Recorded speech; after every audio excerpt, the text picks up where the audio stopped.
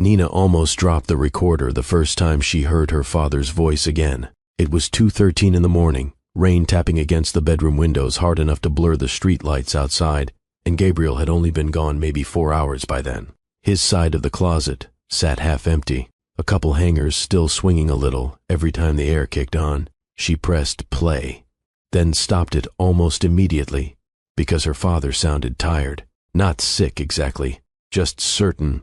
And after 12 years of marriage, Nina suddenly had this awful feeling that whatever was on that recorder was about to change the way she remembered her entire life. Then the tape crackled again. If he left you, then there are things about your husband you were never supposed to find out this way.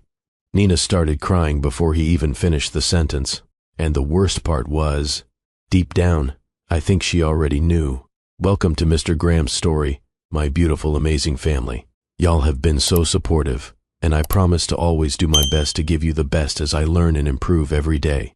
If this is your first time watching, comment below with where you're watching from and subscribe to officially join the family. 3 years earlier, the rain had been falling since before sunrise. By afternoon, the windows at St. Vincent's looked fogged around the edges, and the parking lot outside reflected the gray sky like dull metal. Every few minutes, headlights dragged across the wet pavement below, blurry through the water streaks. Nina sat beside her father, peeling an orange she didn't even want. People kept bringing food to the hospital room like casseroles and fruit trays could somehow slow down what was happening. Church people, neighbors, her cousin Denise, everybody arriving with soft voices and tired eyes, and the same careful expression people wore when they already knew the ending but didn't want to say it aloud. The orange smell sat heavy in the room. Her father shifted slightly in the chair beside the bed, and the old vinyl cushion let out that dry squeak Nina had started recognizing before she even looked up. He hated hospitals. Not in the normal way people did either. He genuinely seemed offended by them. The smells, the gowns, the waiting, the way nurses spoke to grown adults like kindergarten teachers. 3 days earlier, he'd argued with a respiratory therapist because she called him sweetheart. Now he mostly sat quietly watching the rain. Nina separated another orange slice carefully. You want one? No. You haven't eaten anything. I had Jell-O. That doesn't count. It counted enough for them to charge me $12. That pulled a tired laugh out of her. For a minute, the room settled again. Rain against glass. The low television mounted in the corner turned almost all the way down. Somebody rolling equipment through the hallway outside. Her father looked thinner every day now. That was the hardest part. Not even the diagnosis anymore. Just the shrinking. The man who used to carry lumber on his shoulder during summer projects now needed help adjusting blankets. Nina looked down at the orange in her lap before saying, Gabriel wants to come by after work. Her father gave a small nod, but didn't answer immediately. He's still at the office every night? Nina sighed softly. Daddy, I'm asking. He's busy. He's trying to make partner. That finally made her father look over at her fully. You've been saying that for about 4 years now. Nina smiled faintly. That's how law firms work. I know how law firms work. I just also know when a man starts acting like his office is his real address. She leaned back in the chair. You always do this. Do what? Make little comments. They ain't little if you keep hearing them. Nina rubbed at her forehead. She was tired already, and it wasn't even evening yet. The last few months had turned her life into schedules and medication charts and insurance calls and driving back and forth across town, while still trying to keep her own marriage from feeling like two people sharing a calendar instead of a life. Gabriel had been under pressure for so long the phrase barely meant anything anymore. Pressure at work, pressure financially, pressure about partnership reviews, pressure about clients. Everything was pressure. And somewhere along the way, Nina had gotten used to translating his distance into stress before he even asked her to. He's doing the best he can, she said quietly. Her father watched her a moment too long. Then he looked back toward the rain. You still covering for him? Nina stopped peeling the orange. What? For Gabriel. The room felt smaller suddenly. She stared at him. Why are we doing this right now? Because right now matters. He works a lot. That ain't what I asked. Nina let out a slow breath through her nose. You don't like him. I know. That's not true. It is. Her father adjusted the blanket over his legs carefully before speaking again. No, he said. I just never trusted how much he liked being admired.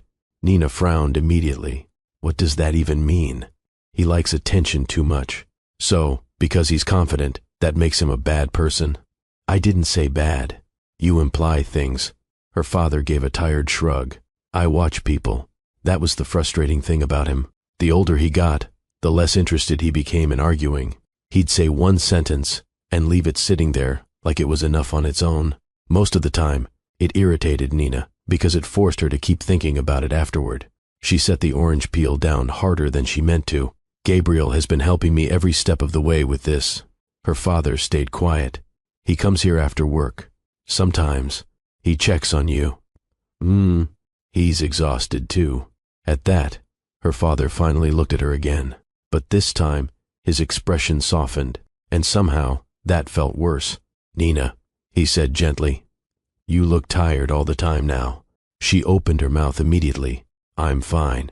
You say that before I even ask. The rain outside grew louder for a second, or maybe the room just got quieter. Nina stared at the carpet near her shoes. Truth was, she had been tired for a long time. Not dramatic crying in the shower tired, just worn down in ways that became normal slowly. Gabriel missed dinner more nights than not now.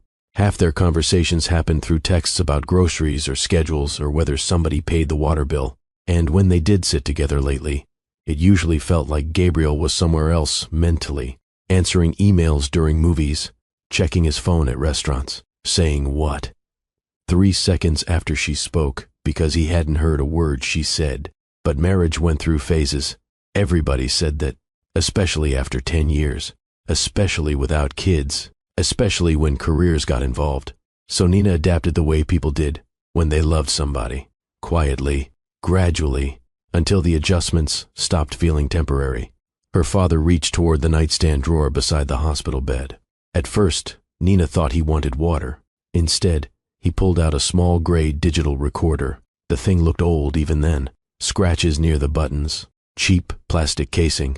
Nina blinked. What's that? Take it. She laughed softly. Why do you have a recorder? Because I'm old. Daddy, I need you to hold on to it. She took it from him carefully, turning it over in her hand. What's on it? A voicemail. From who? Me. That made her smile despite herself. Okay. But her father wasn't smiling anymore. Something in his face changed then. Not dramatic. Just serious in a way that pulled all the air tighter inside the room. I need you to promise me something first. Nina slowly straightened in the chair. If Gabriel ever leaves you, he paused to catch his breath, or betrays you badly enough that you can't ignore it anymore, then you listen to this. She stared at him immediately. What? Promise me. Daddy? Promise me. Nina actually looked toward the door, like maybe a nurse would walk in and interrupt this conversation before it got stranger. Why would you even say something like that? Because I know people. You barely even know Gabriel. A dry little smile crossed her father's face. I know men. That's not fair. No, he agreed softly. Usually it isn't. She shook her head. You're being dramatic. I'm dying, he said plainly. I earned dramatic. That pulled a reluctant laugh out of her before she could stop it. Then he reached over suddenly and squeezed her wrist. His hand felt lighter than she remembered. That scared her more than anything else had all week. Promise me.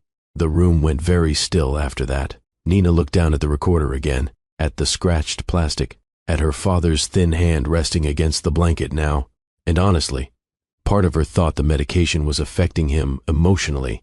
The cancer had spread fast the last couple months. Some days he talked normally. Other days he drifted halfway into old memories before realizing where he was. You're worrying yourself over nothing, she said quietly. Maybe, so why do this?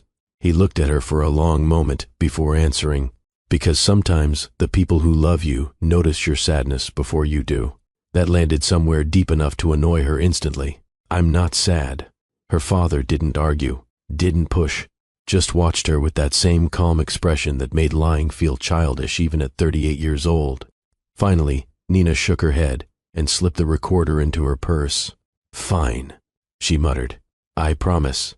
His shoulders relaxed slightly after that, like he'd been waiting for it.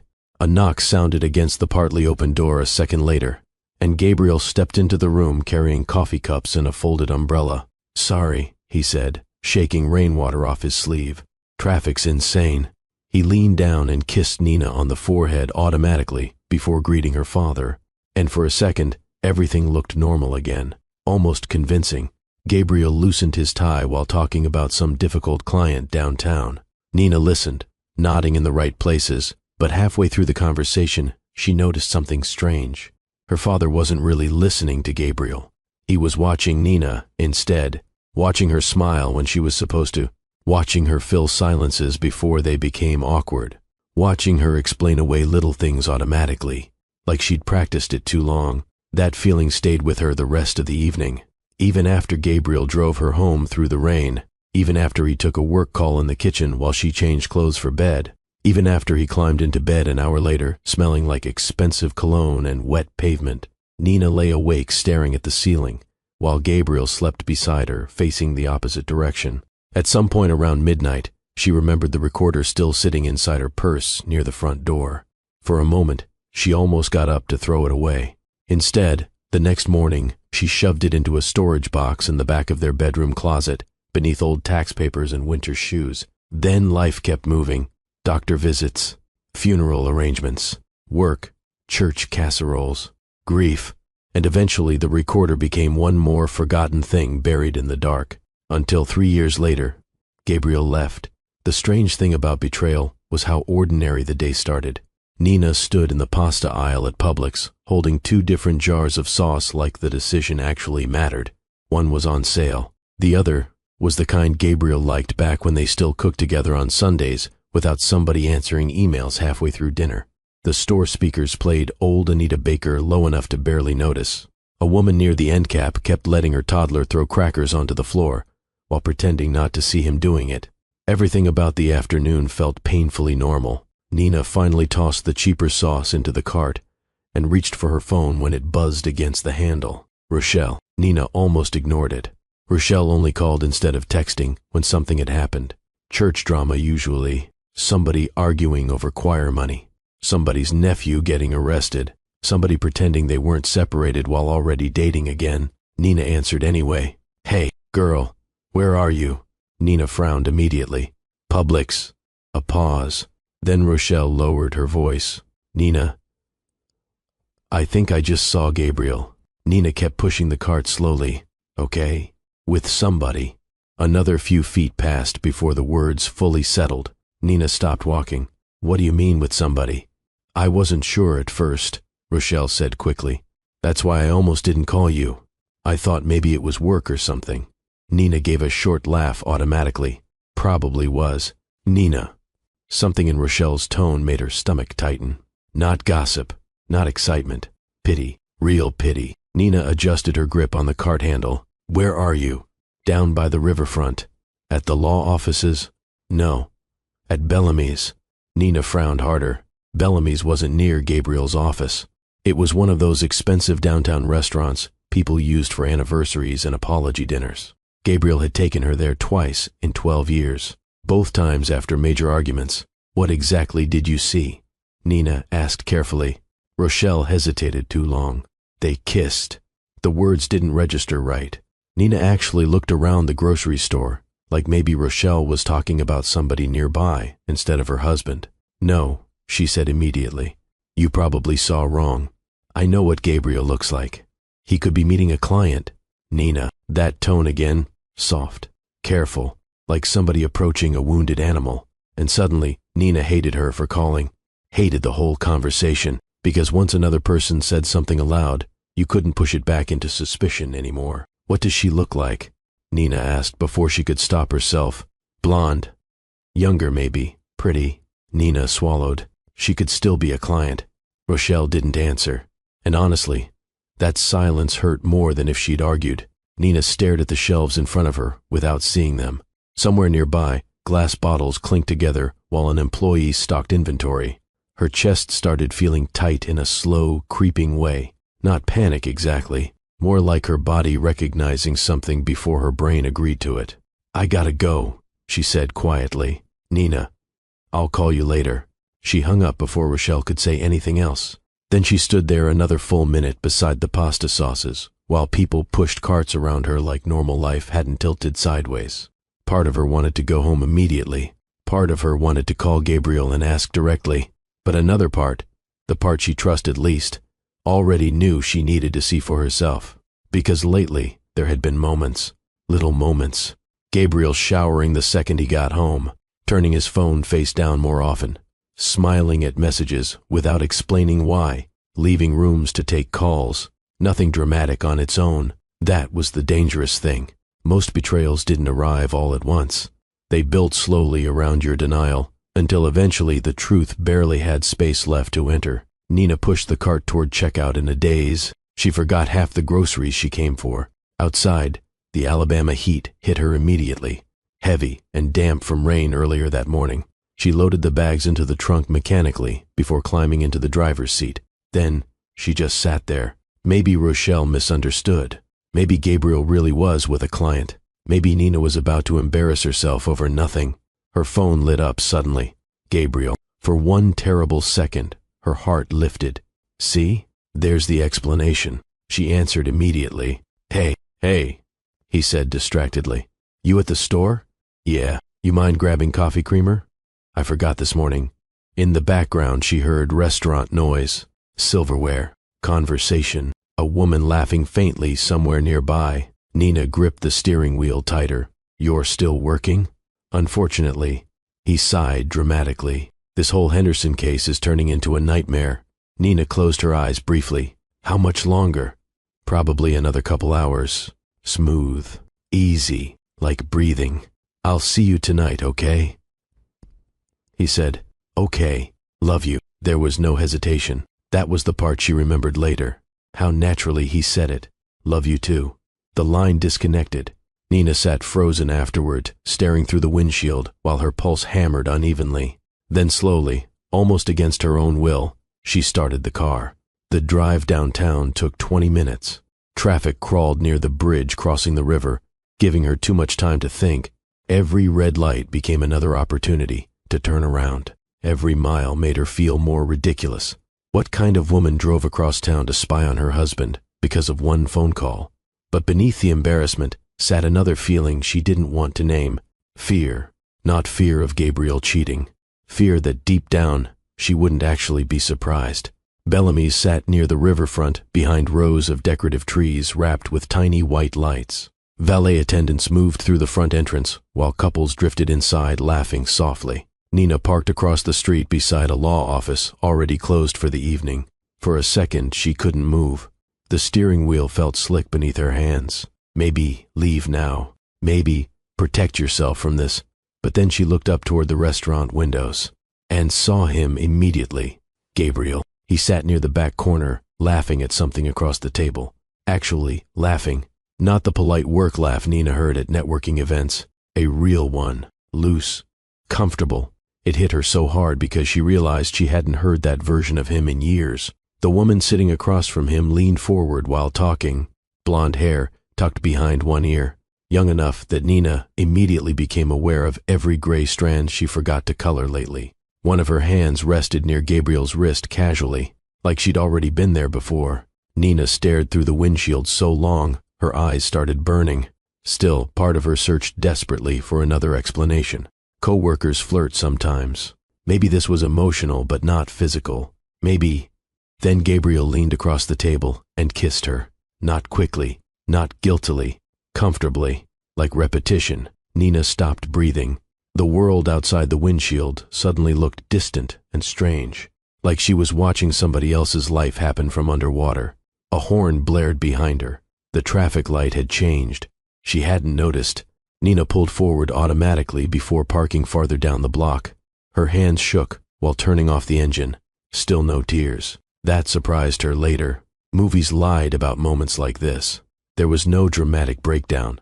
Mostly she just felt cold and embarrassed and unbelievably tired all at once. She sat there another 10 minutes watching people enter and leave Bellamy's. At one point, Gabriel touched the woman's lower back while walking her toward the exit hallway. Small gesture, casual, intimate enough to tell Nina everything she needed. By the time she drove home, sunset had started fading behind thick clouds again. The house looked exactly the same as always when she pulled into the driveway. Wind chimes near the porch, moving softly. Neighbor's dog barking somewhere down the street. Nothing outside reflected what had just happened. Inside, she unloaded groceries carefully and put them away one item at a time because concentrating on simple tasks felt safer than thinking. Pasta sauce, creamer, bread, tomatoes. Her body moved, while her mind stayed frozen downtown, staring through restaurant glass. At some point, she realized she was still holding the coffee creamer Gabriel asked for, and suddenly, she had to grip the kitchen counter to steady herself, because even after kissing another woman, he still remembered the creamer. That woman, he still remembered the creamer. That tiny normal detail broke something in her worse than the affair itself. By 9:30, the house was dark, except for the kitchen light. Nina sat at the table listening to the refrigerator hum, then headlights swept across the front windows. Gabriel was home. Gabriel came through the front door carrying takeout containers and talking before he even fully stepped inside. You would not believe traffic tonight. The smell hit first. Garlic, grilled chicken, the lemon rice he always ordered from the Greek place near downtown. He kicked the door shut with his heel and loosened his tie one-handed. "Hey," he called casually, "you eat yet?" Nina stood in the kitchen doorway, watching him. For a second, she wondered if he'd notice immediately. If guilt changed people physically, somehow, made them hesitate, avoid eye contact, speak differently. But Gabriel moved through the house normally, setting keys on the counter, checking his phone, pulling plastic utensils from the takeout bag. Then finally he looked up fully, and paused. "What?" Nina didn't answer right away. The clock above the stove ticked softly between them. "Who is she?" Gabriel went completely still. Not shocked. That was the first thing Nina noticed. Not confused either. Recognition, like a man hearing the question he'd been preparing for. "Nina, who is she?" He slowly set the food containers onto the counter. "You followed me?" The question landed wrong immediately. Not denial, not outrage, just irritation at the process. Nina folded her arms tightly across herself, because suddenly she felt exposed standing there. "I asked you something." Gabriel rubbed at his forehead. "This isn't how I wanted this conversation to happen." That sentence hit harder than she expected, because it meant there had already been plans, timing, thought-out explanations, maybe even an exit strategy. Nina stared at him. "How long?" He looked away briefly, and that was enough. Her stomach dropped so fast she thought she might actually get sick. Oh my God! It wasn't supposed to become serious. She blinked slowly. "What?" Gabriel exhaled, like he was already tired of this. "She understands me in ways you haven't lately."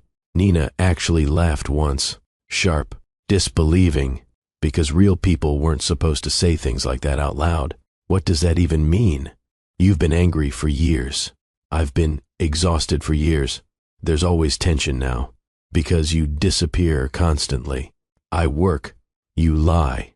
Silence. Gabriel's jaw tightened slightly. Then he leaned back against the counter, crossing his arms, and suddenly he looked less like a guilty husband and more like a defense attorney preparing an argument.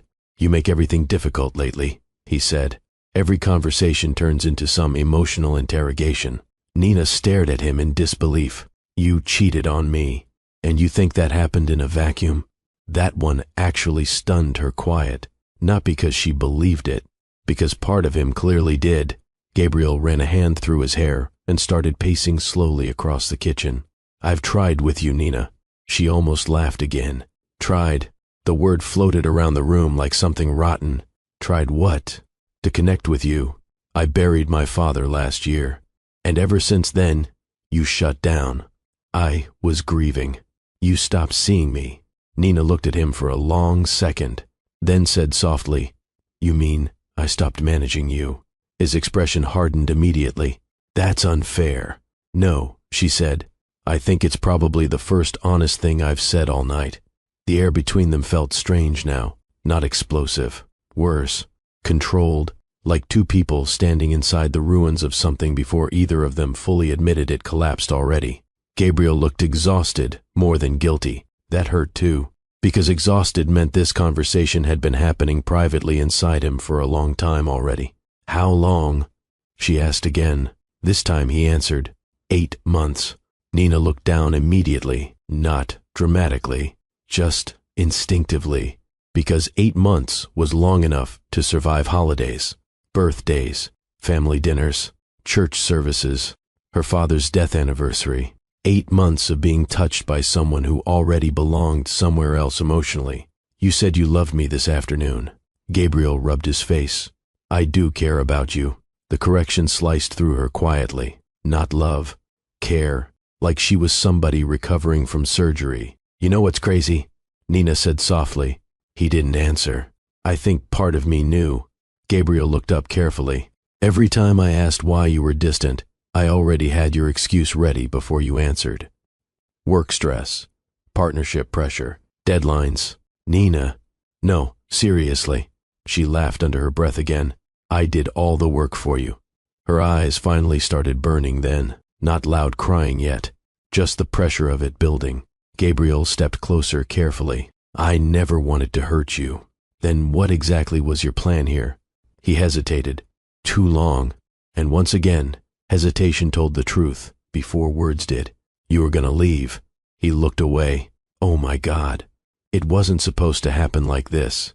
There keeps being a version you planned, she said. Did you notice that? Gabriel's patience finally cracked slightly. Because I was trying to avoid destroying you. That made her genuinely angry for the first time. Destroying you, like he was discussing property damage. Nina took a step toward him. You brought another woman into our marriage for almost a year. It was complicated. No, she snapped. It was selfish. His own frustration surfaced now too. You think living with constant resentment is easy? Resentment? Nina repeated. You disappeared from this marriage years ago. That's not true. You haven't looked at me in months unless you needed something. That's dramatic. Is it? Gabriel opened his mouth, closed it again, then finally said the thing she would replay in her head for years afterward. I'm not in love anymore. There it was. Simple, clean, practiced. Nina felt something inside her go painfully still. 12 years. Reduced to one calm sentence in a kitchen smelling like takeout containers cooling on the counter. She looked at him and suddenly saw every version of him at once. 2008-year-old Gabriel dancing badly at their wedding. 2-year-old Gabriel crying in the car after they found out their second fertility treatment failed. Gabriel holding her hand at her father's funeral. Gabriel kissing another woman beside the river 3 hours earlier. All of them existed together now, and somehow that made it worse. She's from the firm? Nina asked quietly. His silence answered again. Nina nodded slowly. Wow. She didn't mean for this to happen either. That nearly pushed her over the edge. The audacity of protecting Claire's image inside his confession. Nina turned away before she said something cruel enough to permanently change herself, too. For a minute, neither of them spoke. The refrigerator hummed softly. Rain started again outside. Finally, Nina said, Get out. Gabriel blinked. Nina, get out. I think we should talk tomorrow when emotions settle. She turned back toward him slowly. You think this is emotion? Something about her face must have changed because Gabriel stopped talking. Nina pointed toward the hallway. Pack whatever you need and leave. He studied her quietly, maybe expecting screaming, begging, some kind of collapse. But Nina just stood there, trembling from adrenaline and heartbreak and humiliation, all mixing together inside her chest. Eventually, Gabriel nodded once, then walked past her toward the bedroom. The sound of drawers opening upstairs made her physically ill. 12 years fitting into luggage. At one point, she heard hangers sliding violently across the closet rod. At another, the bathroom cabinet opening and shutting. Ordinary sounds. That was the awful part. Life kept sounding normal while her marriage ended upstairs. Gabriel came down carrying 2 suitcases around midnight. He paused near the front door. Nina stayed sitting at the kitchen table, staring at nothing. I'm sorry, he said finally. She didn't answer. And after a few seconds, he left. The door shut softly behind him.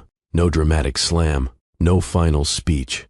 Just the quiet click of a man exiting a life he already left emotionally months earlier. Nina sat there a long time afterward. The house sounded unfamiliar now, too large. Every small noise became noticeable. The refrigerator motor, water dripping outside, a floorboard settling upstairs. At some point she realized she was still sitting beside the untouched takeout containers Gabriel brought home. She threw them into the trash without opening them. Then she walked slowly through the house, turning off lights one room at a time because she didn't know what else to do with herself. Their bedroom hurt worst. Half the closet empty, Gabriel's phone charger still plugged into the wall. One of his shoes still near the dresser, because apparently even affairs didn't prevent men from forgetting things. Nina sat on the edge of the bed, staring into the dark. Still no real crying. Her brain felt too overloaded for emotion to organize itself properly. Mostly, she just kept replaying tiny details. 8 months. Bellamy's, "I'm not in love anymore." At 1:07 in the morning, she opened the bedside drawer, looking for sleep medication. Instead, she found an old receipt from the hospital gift shop. And suddenly, another memory surfaced. Rain against hospital windows. Her father squeezing her wrist weakly. The recorder. Nina froze completely, then slowly looked toward the closet. The storage box sat buried beneath winter blankets and old paperwork exactly where she left it 3 years earlier. For a second, she just stared at it from across the room, because deep down, before she even touched it, she already knew. Whatever was on that recorder was about to change everything she thought she understood about her marriage. It took Nina almost 20 minutes to find the recorder. The storage box had ended up buried beneath winter blankets, old tax folders, and a broken lamp she kept meaning to throw away. By the time she finally pulled it free from the closet floor, dust coated the sleeves of her sweatshirt. The house stayed painfully quiet around her. No television downstairs, no footsteps, no Gabriel moving through rooms while pretending not to be distracted by work. That silence felt different now, bigger.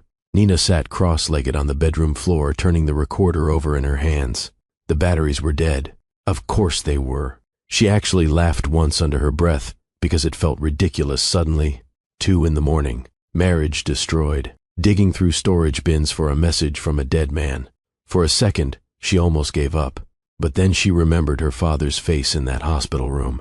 The way he kept watching her instead of Gabriel. That calm certainty. Nina grabbed her keys.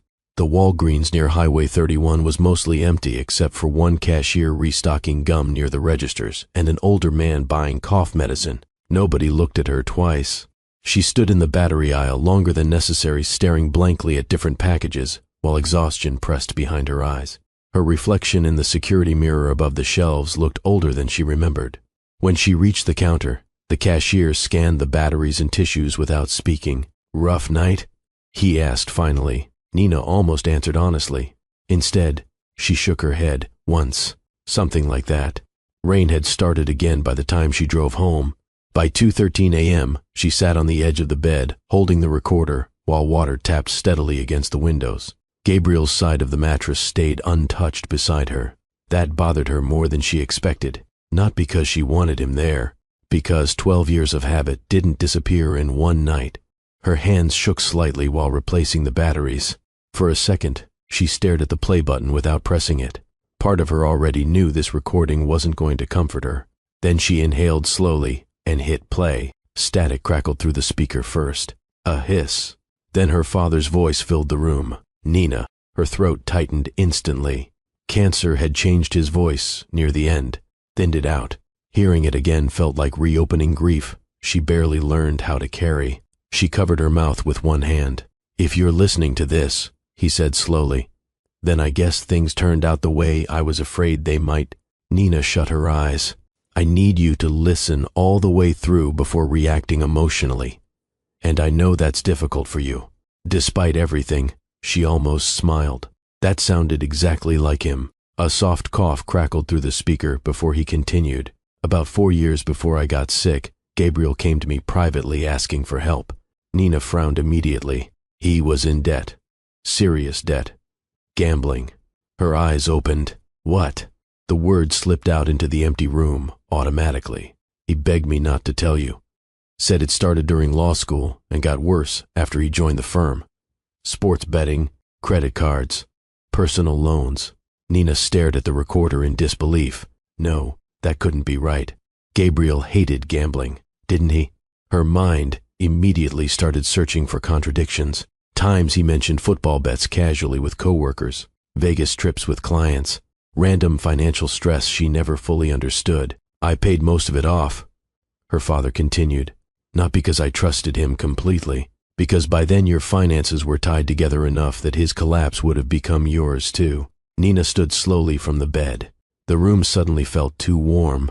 I told myself everybody deserved one chance to get their life together. And for a while, I thought maybe he had.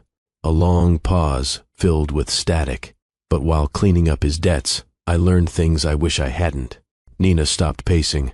He cheated before the wedding. The words landed hard enough that she sat back down immediately. No. She whispered it like someone might correct him. I found proof accidentally through hotel charges connected to one of the accounts I helped settle. When I confronted him, he swore it ended. Swore he loved you. Swore he'd become the husband you deserved. Nina pressed both hands against her forehead. Memories started moving differently in her head now. Their engagement, Gabriel crying during his vows, her father watching him during the reception with that unreadable expression she never understood at the time. And maybe part of him meant it then, her father said. I don't know. A coughing fit interrupted the recording briefly. Nina waited through the rough breathing until his voice returned again. But I also realized Gabriel was ambitious in a dangerous way. She looked up slowly. He liked status too much. Liked admiration. Liked access. Rain rattled harder against the windows outside. And after our family investments helped connect him with the partners who later elevated his career. Another pause. I stopped believing you were the only reason he stayed. That finally broke the tears loose. Not dramatic sobbing. Exhausted grief. The kind that arrived when too many truths stacked together too quickly. Nina lowered her head, while tears slid silently down her face. Because suddenly random moments from 12 years of marriage started rearranging themselves. Gabriel pushing aggressively to join certain country clubs. Networking dinners that mattered more than vacations. His obsession with appearances. The expensive watch purchased during a year they were supposedly cutting back. Things she explained away because successful people cared about status, didn't they? There's more, her father said. Nina wiped her face quickly and forced herself to keep listening. You'll find account documents and trust agreements inside the brown envelope, hidden beneath this recorder. Read everything carefully before discussing any of it with anybody. Her eyes shifted immediately toward the storage box still sitting open near the closet. A brown envelope rested near the bottom, still sealed. A large portion of Gabriel's financial stability during the early years of your marriage came through family trust structures tied to your mother's inheritance. Legally protected. Carefully protected. Nina stared at the envelope harder. He never fully understood how those assets were arranged. Her breathing slowed. Not from calm, from focus. If Gabriel stayed loyal, her father continued, none of this would have mattered. But if he abandoned you, then you deserved the truth before he convinced you to feel guilty for protecting yourself. Nina reached for the envelope, but stopped halfway. Her father's voice softened. Then, Nina, listen carefully now. She closed her eyes again. You are too forgiving with people who mistake your patience for weakness. Tears rolled harder. You learned that from your mother. Loving hard runs deep in this family. The recording crackled softly. But love without honesty eventually becomes permission. Nina lowered her head. And if this marriage ended because he betrayed you, then stop protecting a man who stopped protecting you a long time ago. The recording clicked off. Silence swallowed the room immediately afterward. Nina sat, completely still, rain against glass. Her own breathing, the distant hum of the refrigerator downstairs. That was all. She looked around the bedroom slowly, like she was seeing it differently now. Gabriel's side of the closet. His books still on the shelf. The framed beach photo from Gulf Shores sitting near the dresser. 12 years suddenly filled with gaps she didn't know existed. And maybe the hardest part wasn't the cheating. It was realizing her father saw pieces of the truth years before she did. Not because he was smarter. Because he was willing to look directly at things Nina kept softening with love. Nina finally reached for the brown envelope. Her hands trembled slightly while opening the seal. Inside sat stacks of paperwork organized carefully with handwritten notes clipped to certain sections. Trust agreements, property structures, investment accounts, financial transfers. Her father had prepared all of this while dying, prepared for the possibility that one day she would need protection from her own husband. Nina swallowed hard. Then she noticed another folder near the bottom, labeled in black ink, Firm Accounts. A cold feeling moved slowly through her chest. She opened it carefully, and before she even finished the first few pages, she realized her father hadn't only been worried about Gabriel cheating. He'd been worried about what kind of man Gabriel truly was. Nina barely slept after that. By sunrise, paperwork covered half the bed, trust documents stacked beside bank records, handwritten notes from her father clipped neatly to certain pages. Legal language she only half understood at first, but kept rereading anyway, because every new detail made the marriage feel stranger. Gabriel texted once around 8:30. "We should talk calmly later." Nina stared at the message until the screen dimmed. Then she set the phone face down without answering. For most of the morning, she moved through the house in a fog, coffee growing cold beside her, rain clouds hanging low outside. Every so often she'd stop reading paperwork and drift into old memories, trying to measure what was real and what only looked real afterward. Around noon, Denise called. "You okay?" "No." "Good. I'd be worried if you said yes." That pulled the smallest breath of laughter out of Nina.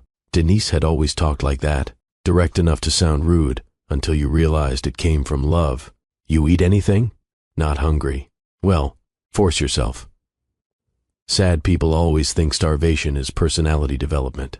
"Denise, I'm serious." Nina leaned back against the couch cushions and rubbed at her eyes.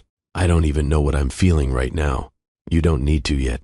That answer stayed with her after the call ended, because everybody else already seemed ready to define the situation. Cheating husband, broken marriage, public humiliation. But Nina still felt stuck somewhere between shock and understanding, like her mind hadn't caught up to her life yet. By Friday afternoon, the town had started talking.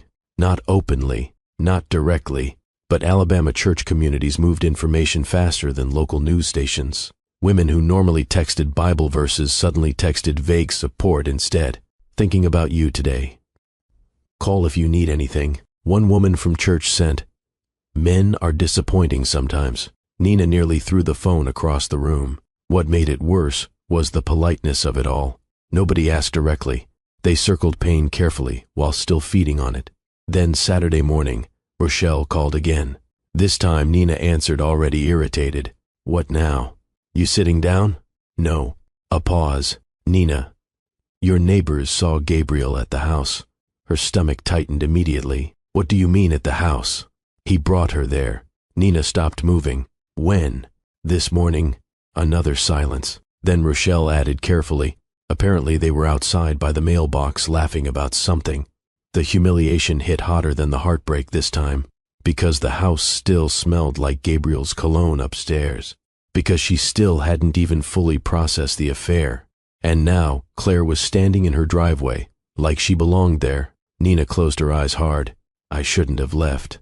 You needed somewhere else to breathe." After Gabriel moved out, Denise convinced Nina to stay at her guest room temporarily, instead of sitting alone in the house spiraling every night. At first, Nina resisted. Then the second night alone in that bedroom broke her down enough to leave. Now she regretted it immediately. "That woman's got nerve," Rochelle muttered, but Nina barely heard her. All she could picture was Claire standing near the front porch, smiling comfortably in a space built from 12 years of shared life. "What's wrong with people?" Rochelle asked. Nina finally answered softly, "I think they convince themselves they're the exception." That afternoon, she drove back to the house alone, not dramatically, no angry music playing, no emotional confrontation rehearsed in the car. Mostly, she just felt tired. The neighborhood looked painfully normal when she pulled into the driveway. Kids riding bikes 2 houses down, somebody mowing grass, wind moving softly through the trees near the mailbox, where Claire had apparently stood laughing hours earlier. Inside, the house looked mostly untouched. But once Nina slowed down enough, she noticed small differences. A wine glass in the sink that wasn't hers, a throw blanket folded differently on the couch, and then, in the kitchen trash can, a receipt from Bellamy's. Nina stared at it a long moment before throwing the entire trash bag away. She walked upstairs afterward and stood inside the bedroom doorway. Gabriel's side of the closet looked emptier now, but not fully empty, because affairs never removed people all at once. They left traces behind slowly. Old cufflinks, a forgotten sweatshirt, receipts stuffed into drawers. Nina sat on the edge of the bed and suddenly remembered something Monica from church said years ago during a women's retreat. Sometimes God removes people from your life because you were trying too hard to keep them there. At the time, Nina thought it sounded wise. Now it mostly sounded exhausting. By Sunday, the church knew. Nobody officially announced it, obviously, but church gossip had its own ecosystem. Information moved through prayer chains and concerned conversations disguised as support. Bible study felt unbearable. Women hugged Nina too carefully now. Men avoided eye contact completely or overcompensated with friendliness. One older woman grabbed Nina's hand near the coffee station and whispered, "You keep your dignity, baby," which immediately told Nina exactly how much people were already saying behind her back. Then came the part that truly stunned her. Gabriel showed up like normal, not ashamed, not hiding, just calm. Pressed shirt, clean shave. Speaking to people like his life wasn't actively collapsing. At one point, Nina watched him shake hands with Deacon Lewis near the sanctuary doors while both men smiled politely. Something about that image bothered her more than she expected, because it reminded her how easily charming people survived socially, especially men. After service ended, Gabriel approached her near the parking lot. "Nina." She kept gathering things into her purse without looking up. "What?" "We need to handle this privately." She looked at him then. "Privately? You know what I mean." "No, I actually don't." His expression tightened slightly. "People are talking. You brought your girlfriend to our house." "Our house," he corrected automatically. Nina stared at him, and in that exact moment, something became painfully clear. Gabriel genuinely believed himself. That was the dangerous thing. People always imagined selfish people moved through life, knowingly selfish. Most didn't. Most rewrote events in real time until they became victims inside stories they created themselves. "You think I'm embarrassing you?" she asked quietly. "You're making this harder than it needs to be." Nina almost laughed. Harder. Like the affair itself had been the easy version somehow. "Her name is Claire," he said suddenly. "I don't care. She didn't break up this marriage." Nina blinked slowly at him. "You did." Gabriel lowered his voice. "You've been unhappy for years. You keep saying that, like it excuses betrayal. It explains things." "No," Nina said. "It explains you."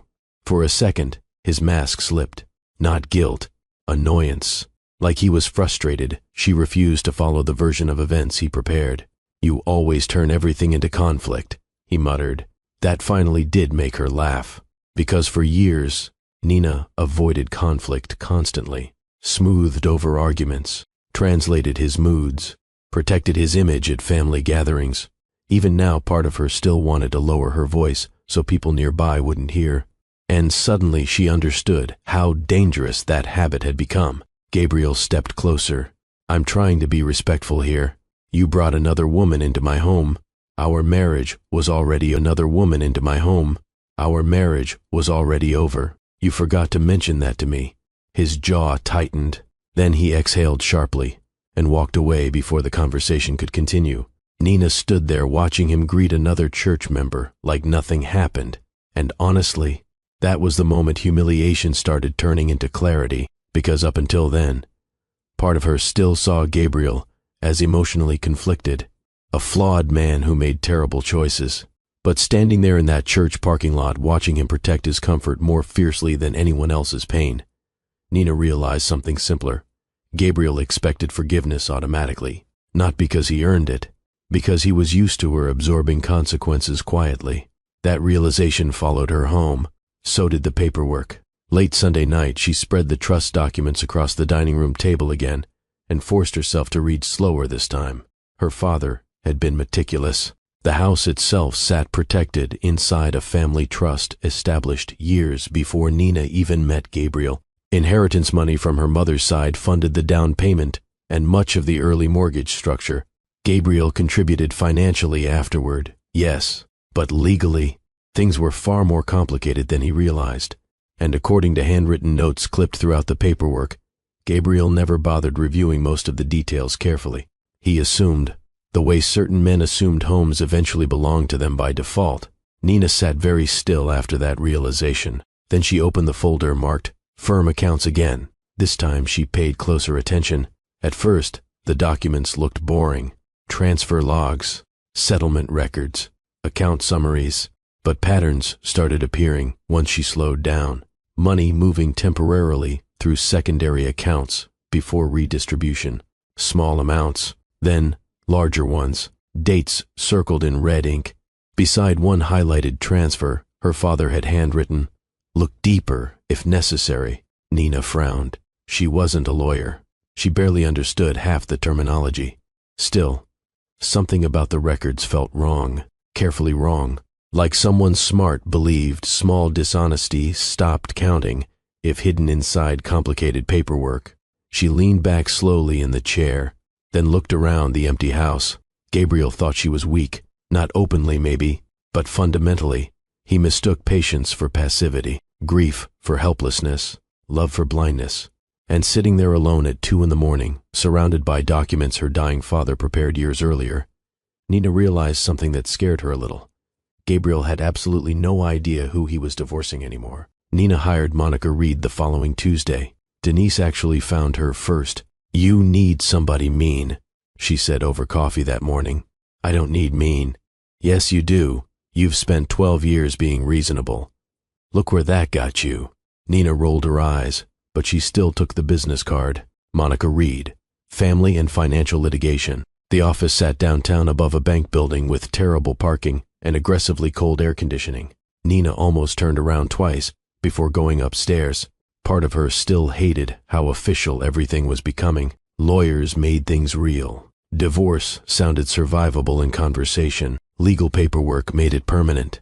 The receptionist led her into a corner office overlooking the street. Monica Reed looked exactly like someone who billed people by the hour without apology. Mid-40s maybe. Sharp eyes, navy blazer, reading glasses hanging from one hand while she skimmed through the documents Nina brought.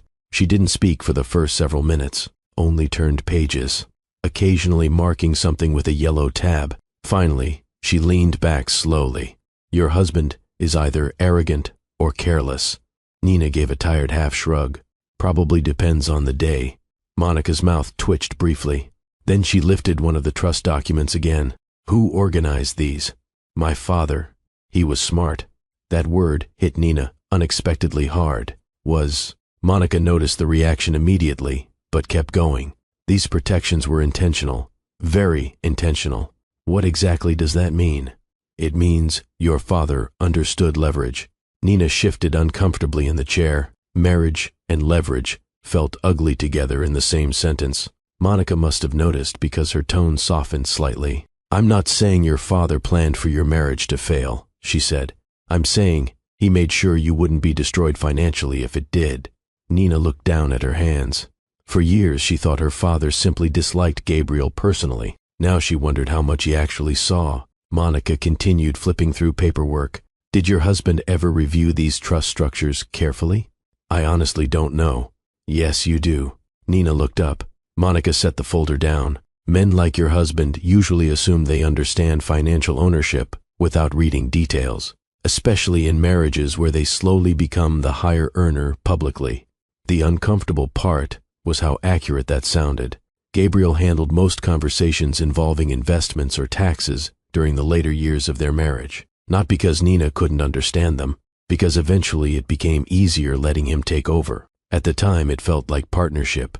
Now she wasn't sure. Monica tapped another document lightly. "The house is far more protected than he realizes." Nina inhaled carefully. "And these account records?" That changed Monica's expression immediately. She reached for the separate folder labeled Firm Accounts and opened it again. The room stayed quiet, except for traffic outside and papers shifting.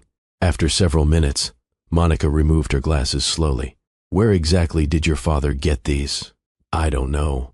"Did he explain them?" "Only that I should look deeper if necessary." Monica nodded once, then leaned forward slightly. "Your husband's been moving money." Nina frowned. "Meaning?" "These look like temporary transfers through secondary holding accounts." "I don't understand any of this." "You don't need to fully understand it yet." Monica slid one highlighted page across the desk. "See these dates? Client settlement funds enter one account, then portions move briefly through another before final redistribution." Nina stared at the numbers blankly. That's bad? Monica looked directly at her. It's potentially disbarment level bad. The office suddenly felt colder. Nina sat back slowly. No, I'm not making accusations yet, Monica said carefully. But if these records are accurate, your husband may have been floating client funds temporarily. Floating?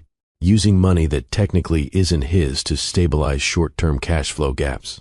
Nina shook her head immediately. That doesn't sound like Gabriel. But even while saying it, her confidence weakened.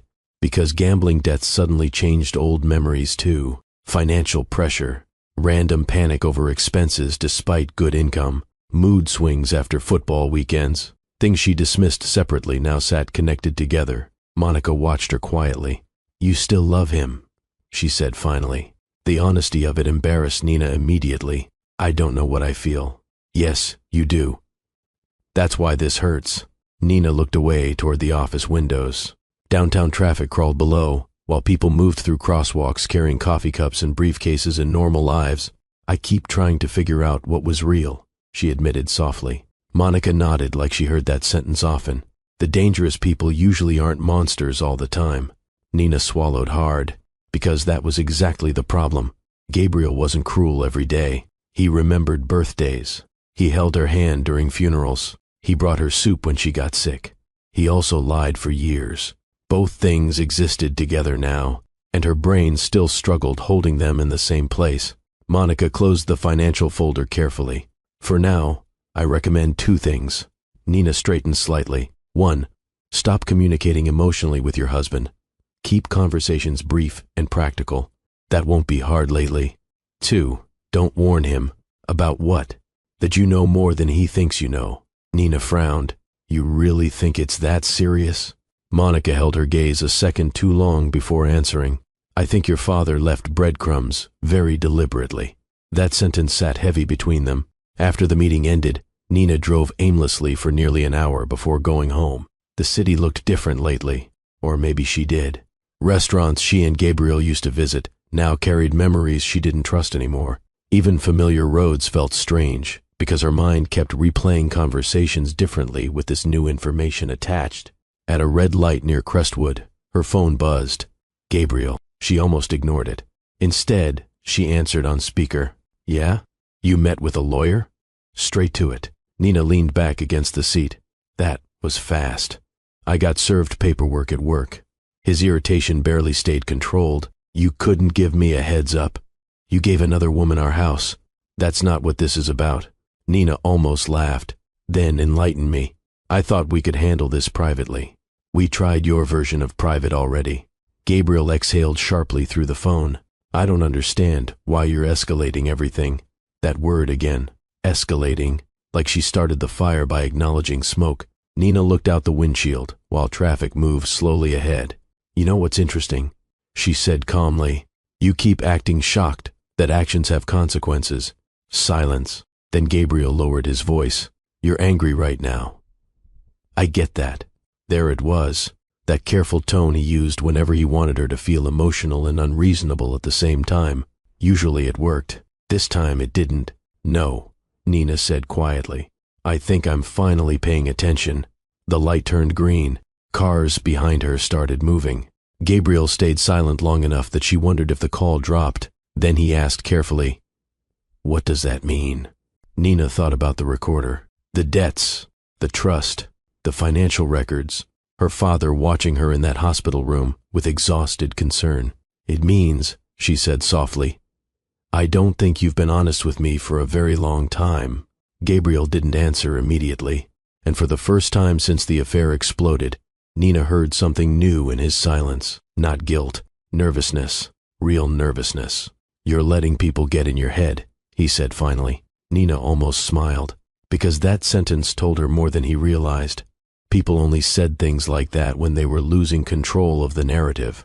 She pulled into her driveway slowly. I'll have my attorney contact yours, she said. Nina. Then she hung up. Inside the house, the quiet no longer felt empty in the same way. Painful still, but clearer. She walked into Gabriel's old office downstairs and stood there, looking around at shelves filled with legal books and framed certificates. For years, she saw this room as proof of ambition, success, security. Now she wondered how much performance lived inside it, too. Her eyes landed on a framed photo near the desk. Her father and Gabriel shaking hands after Gabriel made junior partner, both smiling. But now, knowing what her father already suspected by then, Nina noticed something she missed before. Her father's smile never quite reached his eyes. That night, Monica emailed officially requesting financial disclosures and initiating proceedings. The divorce had begun. The mediation meeting happened 3 weeks later in an office building downtown that smelled faintly like coffee and carpet cleaner. Nina almost canceled twice that morning. Not because she wanted Gabriel back, because she was tired of becoming someone whose life involved conference rooms and attorneys and documents labeled marital assets. Monica met her in the lobby carrying 2 legal folders and an iced coffee. "You sleep at all?" she asked. "A little. That's enough for today." They rode the elevator upstairs, mostly in silence.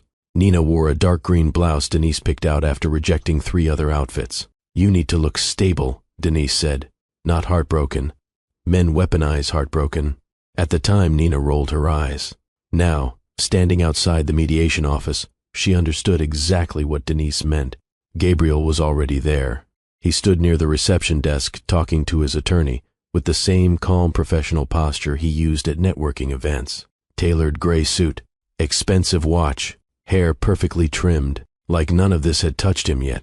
Then Nina noticed Claire sitting farther down the hallway, scrolling through her phone, trying very hard not to look uncomfortable. Nina's stomach tightened briefly, but the feeling passed faster than she expected. Claire glanced up once. Their eyes met for half a second.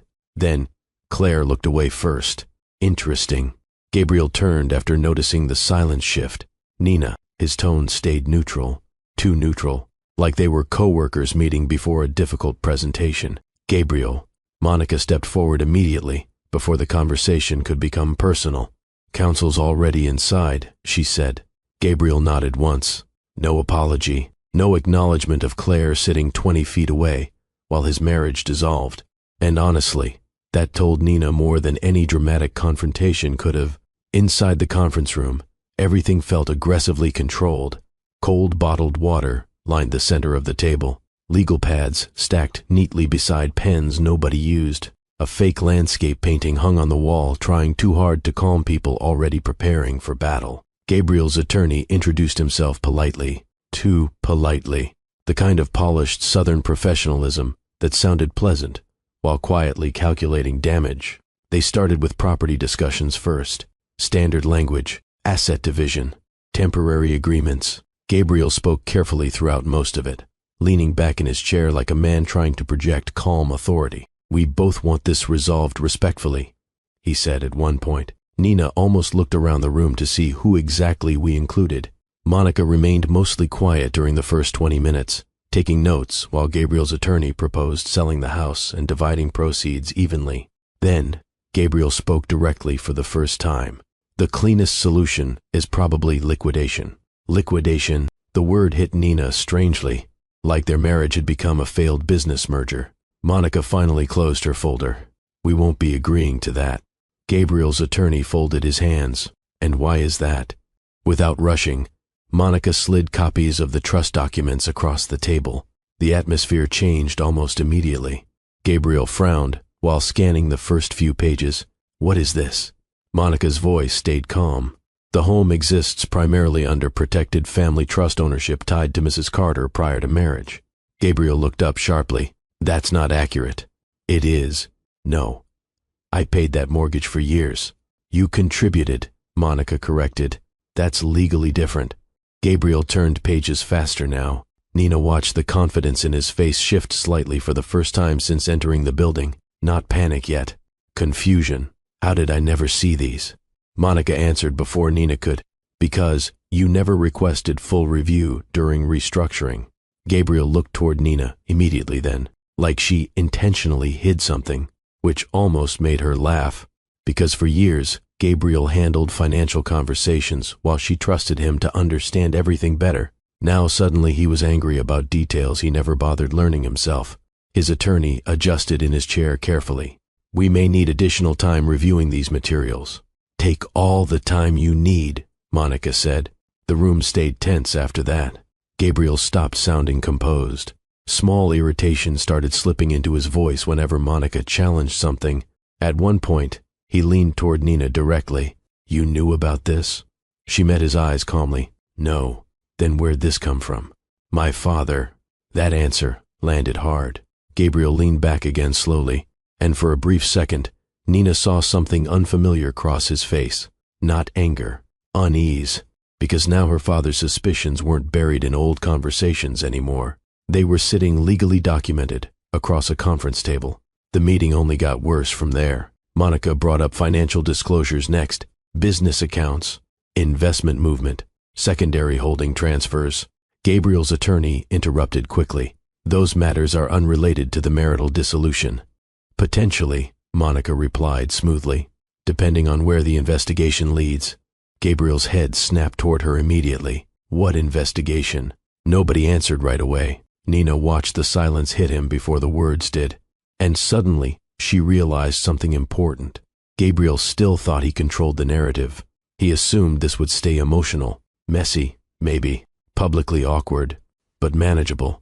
He had no idea Monica was already examining financial records connected to his firm accounts. Gabriel's composure cracked slightly after that. His responses shortened. His jaw stayed tight. Even Claire noticed something was wrong when he stepped into the hallway midway through the meeting. Nina saw her sit straighter immediately while Gabriel spoke sharply under his breath near the elevators. When he returned, his entire energy had changed. More defensive now, less polished. The meeting ended without agreement, nearly 2 hours later. Gabriel's attorney requested additional review time. Monica agreed calmly while organizing her paperwork. Everybody stood slowly, chairs scraping softly against the floor, professional smiles returning artificially, but the tension followed them into the hallway anyway. Claire stood the second Gabriel approached. "You okay?" she asked quietly. Gabriel ignored the question completely. Interesting again. Nina gathered her purse while Monica finished speaking with opposing counsel near the doorway. Then she headed toward the parking garage elevator alone. Halfway there, she heard footsteps behind her. "Nina." She kept walking. "Nina, hold on." Gabriel caught up beside her near the elevator doors. Up close, he looked different than earlier. Not disheveled, but strained around the edges. "You're escalating this unnecessarily," he said under his breath. The elevator dinged open. Neither of them moved. Nina looked at him calmly. "You keep using that word, because this doesn't need to become hostile. You cheated on me. That's not what I'm talking about." "No," she said. "I know." The elevator doors closed again beside them. Gabriel lowered his voice further. "You're letting Monica turn this into a war." Nina almost smiled at that. Because 6 months ago, that sentence probably would have worked. She would have worried about appearing bitter, emotional, vindictive. Now she only heard fear underneath it. "You lied to me for years," she said quietly. Gabriel's expression tightened. "You don't understand everything." "Then explain it." Silence. That told her enough. Cars echoed faintly through the garage below them. Somewhere nearby, a door slammed. Gabriel rubbed at his forehead with visible frustration now. "You know what your problem is?" he muttered. Nina raised an eyebrow slightly. "You always need somebody to blame." That one almost impressed her. The confidence required to say that after an affair. She studied him for a long second, then finally said the thing she didn't fully realize herself until that moment. "I don't owe you comfort anymore." Gabriel went still, because for years that was exactly what Nina provided him. Comfort, soft landings, understanding, emotional translation. Even during arguments, she usually worked harder to repair the atmosphere than he did. Now she stepped into the elevator without another word. And for the first time since their marriage started collapsing, Gabriel looked like a man realizing his usual version of Nina might never come back. The first screenshot arrived Tuesday morning at 7:14 a.m. Nina was standing barefoot in Denise's kitchen pouring coffee when her phone buzzed twice back to back. The message came from a woman at church she barely even knew well. "Girl, I thought you should see this before somebody else sends it." Underneath sat 3 screenshots from Claire's Instagram story. Nina opened them slowly. The first showed a glass of wine sitting on the kitchen island. Her kitchen island. The second was worse. Claire standing near the stove, smiling into the camera, while one of Nina's white ceramic bowls sat visible in the background. And the third one finally made Denise curse out loud from across the counter. Gabriel appeared in the reflection of the microwave behind Claire, barefoot, comfortable, at home. Nina lowered the phone carefully onto the counter. Denise stared at her. You okay? No. You want me to call somebody? Like who? Honestly, a sniper. Despite herself, Nina laughed once through her nose, then immediately felt tired again.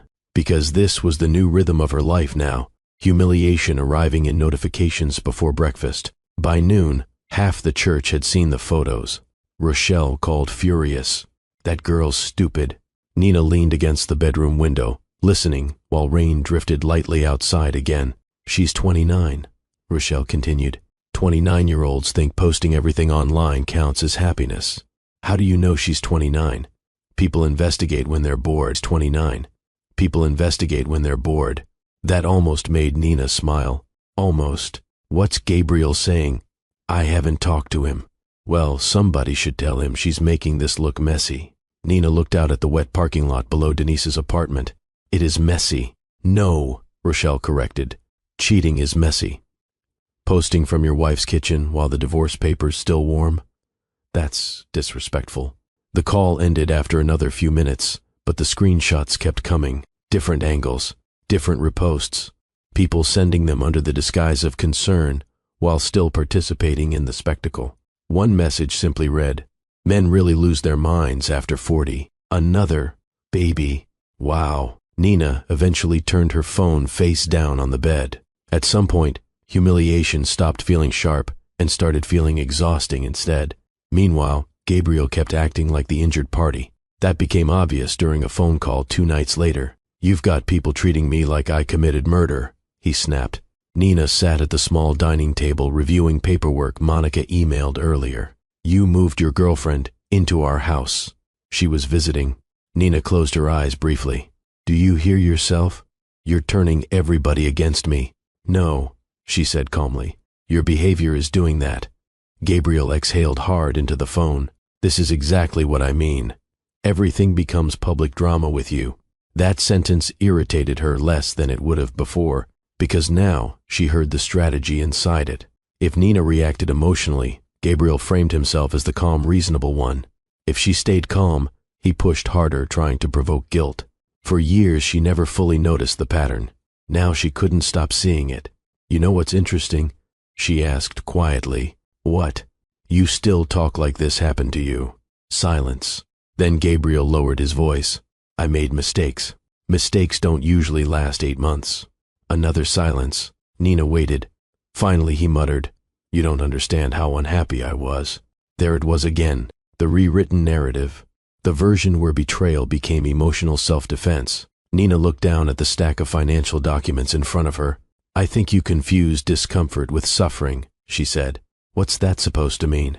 It means every time life stopped admiring you enough, you looked for another audience. Gabriel hung up without answering. By the following week, the bar inquiries had started quietly. Monica warned her beforehand. Don't discuss this publicly yet, she said during a meeting downtown. But the financial records are raising attention. How bad is it? Monica leaned back in her chair carefully. Bad enough that his firm's internal auditors are already nervous. Nina swallowed. Even now, part of her still struggled imagining Gabriel in genuine legal trouble, because for so many years he represented stability in her mind, confidence, intelligence, professional success. Monica slid another document across the desk. These transfers aren't random. Nina scanned the highlighted sections without fully understanding them. He was moving client settlement money temporarily through secondary accounts, Monica explained. Short-term borrowing disguised through timing gaps. That sounds illegal? Monica nodded. Very. Nina sat back slowly. Outside the office window, downtown traffic crawled through afternoon heat, while people moved normally through crosswalks carrying lunch bags and coffees. The ordinary world continuing around catastrophic personal discoveries felt deeply strange lately. How does somebody even start doing something like that? She asked softly. Monica considered the question a second, usually slowly. That answer stayed with Nina afterward, because cheating probably started slowly too. Tiny compromises, tiny rationalizations, Nobody woke up one morning planning to destroy their own life. They drifted there, one selfish decision at a time. Meanwhile, Gabriel's law firm had begun noticing cracks publicly. One partner reportedly confronted him after discovering irregular account timing during an audit review. Another stopped including him in client meetings temporarily, until clarification. Rumors spread fast in professional circles, especially once money became involved. Then Claire started disappearing from social media entirely. No more smiling kitchen photos. No more riverfront dinners. No more cryptic captions about finding happiness. Rochelle updated Nina constantly whether she asked or not. Apparently they had some huge fight at the country club Saturday. How would you even know that? Because married rich people gossip harder than church women. Nina rubbed her forehead. Rochelle, I'm serious. Claire supposedly found out about the financial stuff. Nina stared at the wall quietly. And apparently she didn't realize things were this messy. That word again, messy. Everybody kept using softer words for betrayal and fraud, like language itself wanted to avoid discomfort. A few days later, Gabriel called unexpectedly after midnight. Nina almost ignored it. Instead, she answered groggily. What? He sounded tired. Not angry this time. Tired. You talked to Monica today? Yes. What exactly is she telling people? Nina sat up slowly in bed. Why? Because one of the partners cornered me after a meeting. There it was, the first crack of real panic underneath his voice. They're overreacting. Nina didn't answer. Nothing's even been proven yet. Still, she stayed quiet. Then Gabriel said something that finally confirmed he understood how serious things were becoming. This isn't supposed to become bigger than the divorce. Nina looked toward the dark bedroom window. Rain tapped faintly outside again. And suddenly she remembered the version of Gabriel from years earlier sitting beside her father, Thanksgiving dinner, talking confidently about reputation being everything in law. At the time, she thought he sounded ambitious. Now she realized he sounded afraid even then. You should probably talk to your attorney, she said calmly. Nina. Then she hung up. The next morning, Monica called before 9. They've opened a formal review. Nina closed her eyes briefly. The room stayed silent around her. What happens now? That depends how much they find. After the call ended, Nina sat alone for a long time staring at her coffee growing cold beside the couch. She expected satisfaction eventually, vindication maybe. Instead, everything felt heavier. Because once you truly saw someone clearly, you also had to confront how long you ignored pieces of them while calling it love. And somewhere across town, Gabriel was finally realizing this wasn't staying contained anymore. This wasn't gossip, wasn't relationship drama, wasn't a manageable affair with a clean exit strategy. His reputation, the thing he protected almost as fiercely as himself, had started collapsing publicly. Gabriel showed up at Denise's apartment on a Thursday night without calling first. Nina had just finished folding laundry on the couch while some old cooking show played quietly in the background. Denise was still at work, which meant the apartment felt unusually calm for once. The knock came around 8:30. 3 quick hits against the door. Nina assumed it was Denise forgetting her keys again. Then she opened the door and saw Gabriel standing there looking like he hadn't slept properly in days. His tie hung loose. His eyes looked red around the edges. And for the first time since all of this started, he didn't appear polished enough to control the room automatically. Nina stayed behind the screen door. What are you doing here? Gabriel glanced down the hallway briefly before answering. Can we talk? You have a phone. I didn't want this conversation on a phone. She almost told him to leave immediately, but something in his face stopped her. Not sympathy exactly, recognition. This was the first time he looked affected by consequences instead of frustrated by inconvenience. Nina opened the door halfway, but didn't invite him inside. Gabriel noticed that too. She left, he said suddenly. Nina frowned. Who? His expression tightened. Claire. The answer surprised her less than she expected. When? Yesterday. He rubbed at the back of his neck while speaking. Apparently, financial investigations change people's priorities.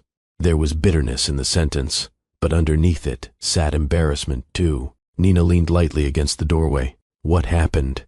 Gabriel laughed once under his breath. No humor in it. She started asking questions after hearing rumors from somebody at the firm. He looked away briefly. Then she realized I hadn't exactly told her the full situation, meaning she thought the divorce was basically finished already. Nina stared at him. Of course. She didn't know about the financial review either. Gabriel didn't answer, which answered enough. For a moment, neither of them spoke. A car alarm chirped faintly outside in the parking lot. Somebody upstairs dragged furniture loudly across the floor, normal apartment noise surrounding a conversation that probably should have happened years earlier. Gabriel finally looked back at her. I know you're behind this. Nina blinked slowly. Behind what? The investigation. That's your own paperwork, Gabriel. You handed it over. No, she said quietly. My father did. That landed visibly. Gabriel looked down for a second before muttering, He always hated me. Nina shook her head immediately. No. He kept trying to believe you. Gabriel swallowed hard, and suddenly he looked older than she remembered. Not physically, emotionally. Like holding up multiple versions of himself at once was finally exhausting him too. You think I'm some monster now, he said. Nina answered honestly. I think I don't know you as well as I thought I did. He looked away again. That answer hurt him more than yelling would have. I messed up, he admitted quietly. Nina folded her arms against the cool evening air drifting through the doorway. That's a small phrase for a very large situation. Gabriel gave a tired nod. I know. For the first time in weeks, neither of them sounded angry. And honestly, that felt stranger than fighting. Gabriel leaned against the hallway railing outside the apartment. I never meant for any of this to happen. Nina almost interrupted, not because she disagreed, because she finally understood something uncomfortable. Most people who destroy relationships never believe they're becoming people capable of destruction. They keep adjusting their behavior morally, while still protecting the image they have of themselves. Gabriel looked at her carefully. I did love you. There it was. The sentence she used to want desperately, and somehow hearing it now only made her sadder, because she believed him. That was the complicated part. Gabriel probably did love her in the ways he understood love. He just loved admiration more, loved escape more, loved comfort more. Nina looked down briefly before answering. I think you loved having me. The silence afterward stretched long enough that she heard somebody laughing near the parking lot downstairs. Gabriel stared at her, and she saw it hit him in real time. Not dramatically, no visible collapse, but something in his face gave way quietly, because deep down, he knew there was truth inside the sentence. Nina had spent years making his life easier, managing emotional tension, defending him to family, building stability around him while he chased validation elsewhere. Love existed there too, yes, but it existed unevenly. Gabriel ran both hands over his face. I don't even know how things got this far. Nina almost answered immediately, then stopped herself, because explaining him to himself used to be one of her jobs, and she was tired. Instead, she asked, Did you ever plan to tell me the truth? He hesitated. That hesitation told her enough again. Eventually, he said. Nina gave a faint nod, meaning, no, meaning he planned to manage the story once circumstances forced him to, the same way he managed everything else. Another long silence settled between them. Then Gabriel looked at her carefully. You happy now? The question sounded more wounded than sarcastic, and oddly enough, that made answering honestly easier. No. He frowned slightly. Nina glanced back inside the apartment, toward the folded laundry on the couch. People think revenge feels exciting, she said softly. Mostly it feels exhausting.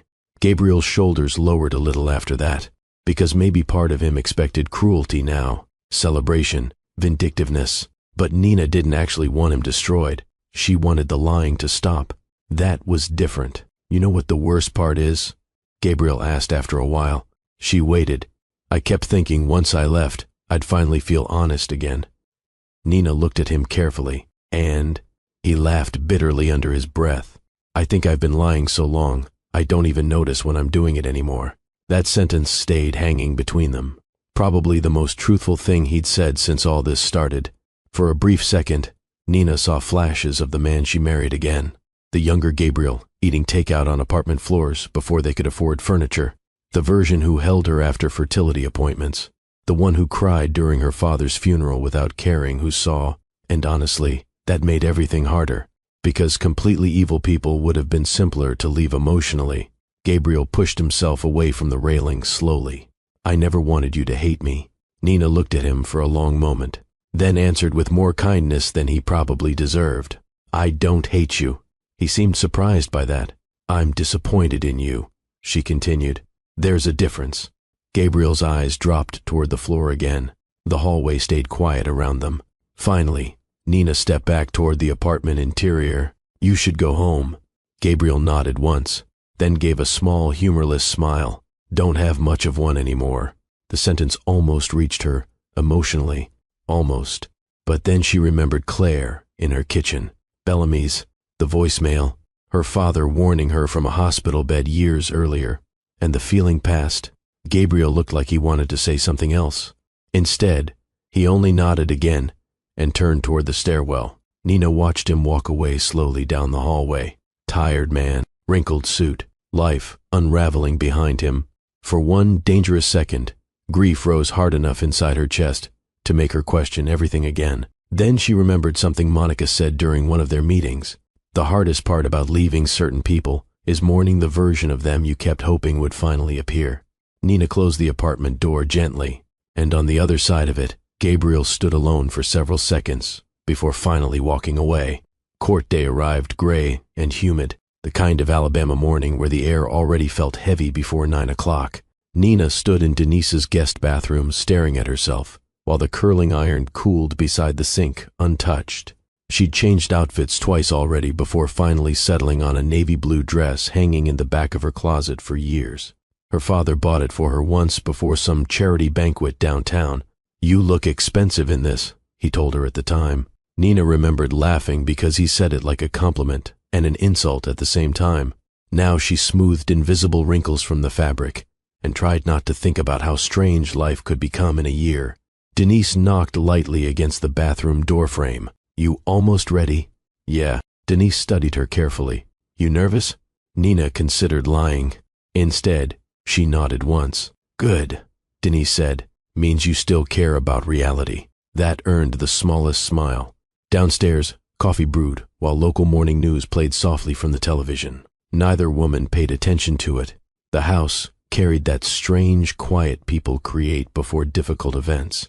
Nina sat at the kitchen table forcing herself to eat half a piece of toast, while Denise searched for her keys. You got your paperwork? Yes. Phone charger? Denise, I'm serious. Court buildings always got weird dead zones. Normally Nina would have told her to stop fussing. Today, she let it happen. Because honestly, being cared for felt unfamiliar lately. During the drive downtown, rain threatened without fully falling. Thick clouds crowded the sky, while traffic crawled toward the courthouse district. Nina watched people moving normally along sidewalks carrying briefcases and coffees. Every time life cracked open publicly, she found herself surprised the rest of the world kept functioning anyway. Denise glanced over from the driver's seat. You okay? Trying to be. You don't have to win emotionally today. Nina frowned slightly. What does that mean? It means, don't walk in there expecting closure. Denise shrugged. Courtrooms give paperwork, not peace. That stayed with Nina the rest of the drive, because part of her still carried some quiet hope that eventually one moment would arrive making everything finally feel understandable. But marriages rarely ended in one clean emotional scene. They eroded, slowly, and sitting there watching courthouse buildings appear ahead through gray morning light, Nina started thinking about all the tiny fractures she ignored over the years because none seemed serious enough alone. Gabriel missing dinners, conversations interrupted by work calls, the way he slowly stopped asking follow-up questions whenever she talked about her day, the nights he came home smelling like expensive whiskey and hotel lobbies.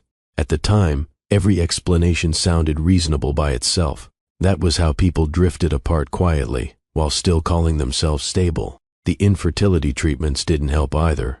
Nina hadn't thought about those appointments much lately, because the affair consumed everything else. But now, memories kept resurfacing unexpectedly. Cold, waiting rooms, insurance forms, Gabriel sitting beside her during consultations checking emails between conversations about hormones and procedures. He came to every appointment physically, emotionally, felt harder to measure afterward. After the second failed round, Nina cried in the bathroom one night while Gabriel stood outside the door, asking softly if she wanted tea. Neither of them knew how to comfort the other anymore by then, so they both started pretending disappointment affected them differently, instead of admitting it affected them separately. The courthouse parking garage smelled faintly like wet concrete. Denise squeezed Nina's shoulder before they entered the elevator. "You don't owe anybody collapse today," she said. Nina nodded quietly. Inside the courthouse, everything moved with bureaucratic slowness. Security lines, metal detectors, people holding folders against their chests while attorneys rushed through hallways speaking fast into phones. Monica met them near the courtroom entrance carrying 2 thick binders. "You sleep at all?" "Some. That makes one of us." Monica looked calm as always, but Nina noticed the sharper focus in her expression immediately. "How bad's today gonna be?" Nina asked. Monica considered the question honestly. "Depends how hard Gabriel keeps pretending this is still manageable." That answer tightened something in Nina's chest, because despite everything, part of her still remembered the man she married more easily than the man entering court today. The courtroom itself felt colder than expected. Wood benches, muted lighting, a giant state seal mounted behind the judge's bench, like authority itself needed decoration. Several people already sat scattered throughout the gallery, attorneys mostly, a few observers. Then Nina noticed 2 men near the back row she recognized from Gabriel's law firm. Interesting. Monica noticed them too. "That means internal panic spreading," she murmured. Nina looked down at the folder in her lap. Her pulse started climbing slowly now. Not from fear exactly, more from anticipation. This was the first moment everything private became formally public. A side door opened near the front. Gabriel entered beside his attorney, and Nina felt something strange immediately. He looked nervous, actually nervous, not polished nervous either. Real strain around the eyes, slight stiffness in his shoulders. The confidence still existed, but it looked maintained now instead of natural, like holding himself together required effort. Gabriel spotted Nina almost instantly. Their eyes met across the courtroom. For one dangerous second, 12 years rushed back all at once. The first apartment with broken air conditioning, road trips through Tennessee, singing badly to old R&B songs, eating takeout on moving boxes before they could afford furniture, fighting quietly after fertility appointments because sadness kept turning into distance instead of closeness. Her father's funeral, Gabriel crying beside her graveside with his hand gripping hers tightly enough to hurt. And suddenly, Nina understood something painful. A marriage didn't usually collapse because 2 people never loved each other. Sometimes it collapsed because love stopped being enough to overcome who they became over time. Gabriel looked away first, then sat beside his attorney, adjusting paperwork too quickly. Monica leaned toward Nina slightly. "He's rattled." Nina kept watching Gabriel organize documents with hands that no longer looked fully steady. And for the first time since the affair began, she realized something important. Gabriel finally understood he might actually lose control of the story. The hearing started slowly. Procedural things first. Names entered into record. Preliminary statements. Financial disclosures already submitted by both parties. The judge looked tired before anybody even spoke more than 3 sentences. Older man, reading glasses low on his nose. The expression of someone who spent years watching people arrive, convinced their pain was uniquely complicated. Gabriel's attorney handled the opening confidently. He framed the divorce like a straightforward dissolution, complicated mainly by heightened emotional tensions. Nina almost looked at Monica after hearing that phrase, heightened emotional tensions, as if betrayal, fraud investigations, and public humiliation were simply 2 people struggling with communication. Monica stayed still beside her, taking notes. Gabriel kept his posture controlled throughout most of it, though Nina noticed small things now she probably would have missed before. His jaw tightening whenever finances came up. The way he avoided looking toward the back row where his law partners sat. How often he reached for water without drinking it. The house discussion came sooner than Nina expected. Gabriel's attorney stood and approached it aggressively. "Your Honor, despite trust technicalities being introduced late into proceedings, Mr. Carter contributed substantially to mortgage payments, property maintenance, and long-term equity development over the course of the marriage." Technicalities. Nina felt Monica shift slightly beside her. "Furthermore," the attorney continued, The marital home clearly functioned as shared property in every practical sense. The judge nodded once. And the trust documentation? Monica stood smoothly before the question fully finished. Very much not a technicality, Your Honor. She approached the bench carrying a binder already tabbed with color-coded precision.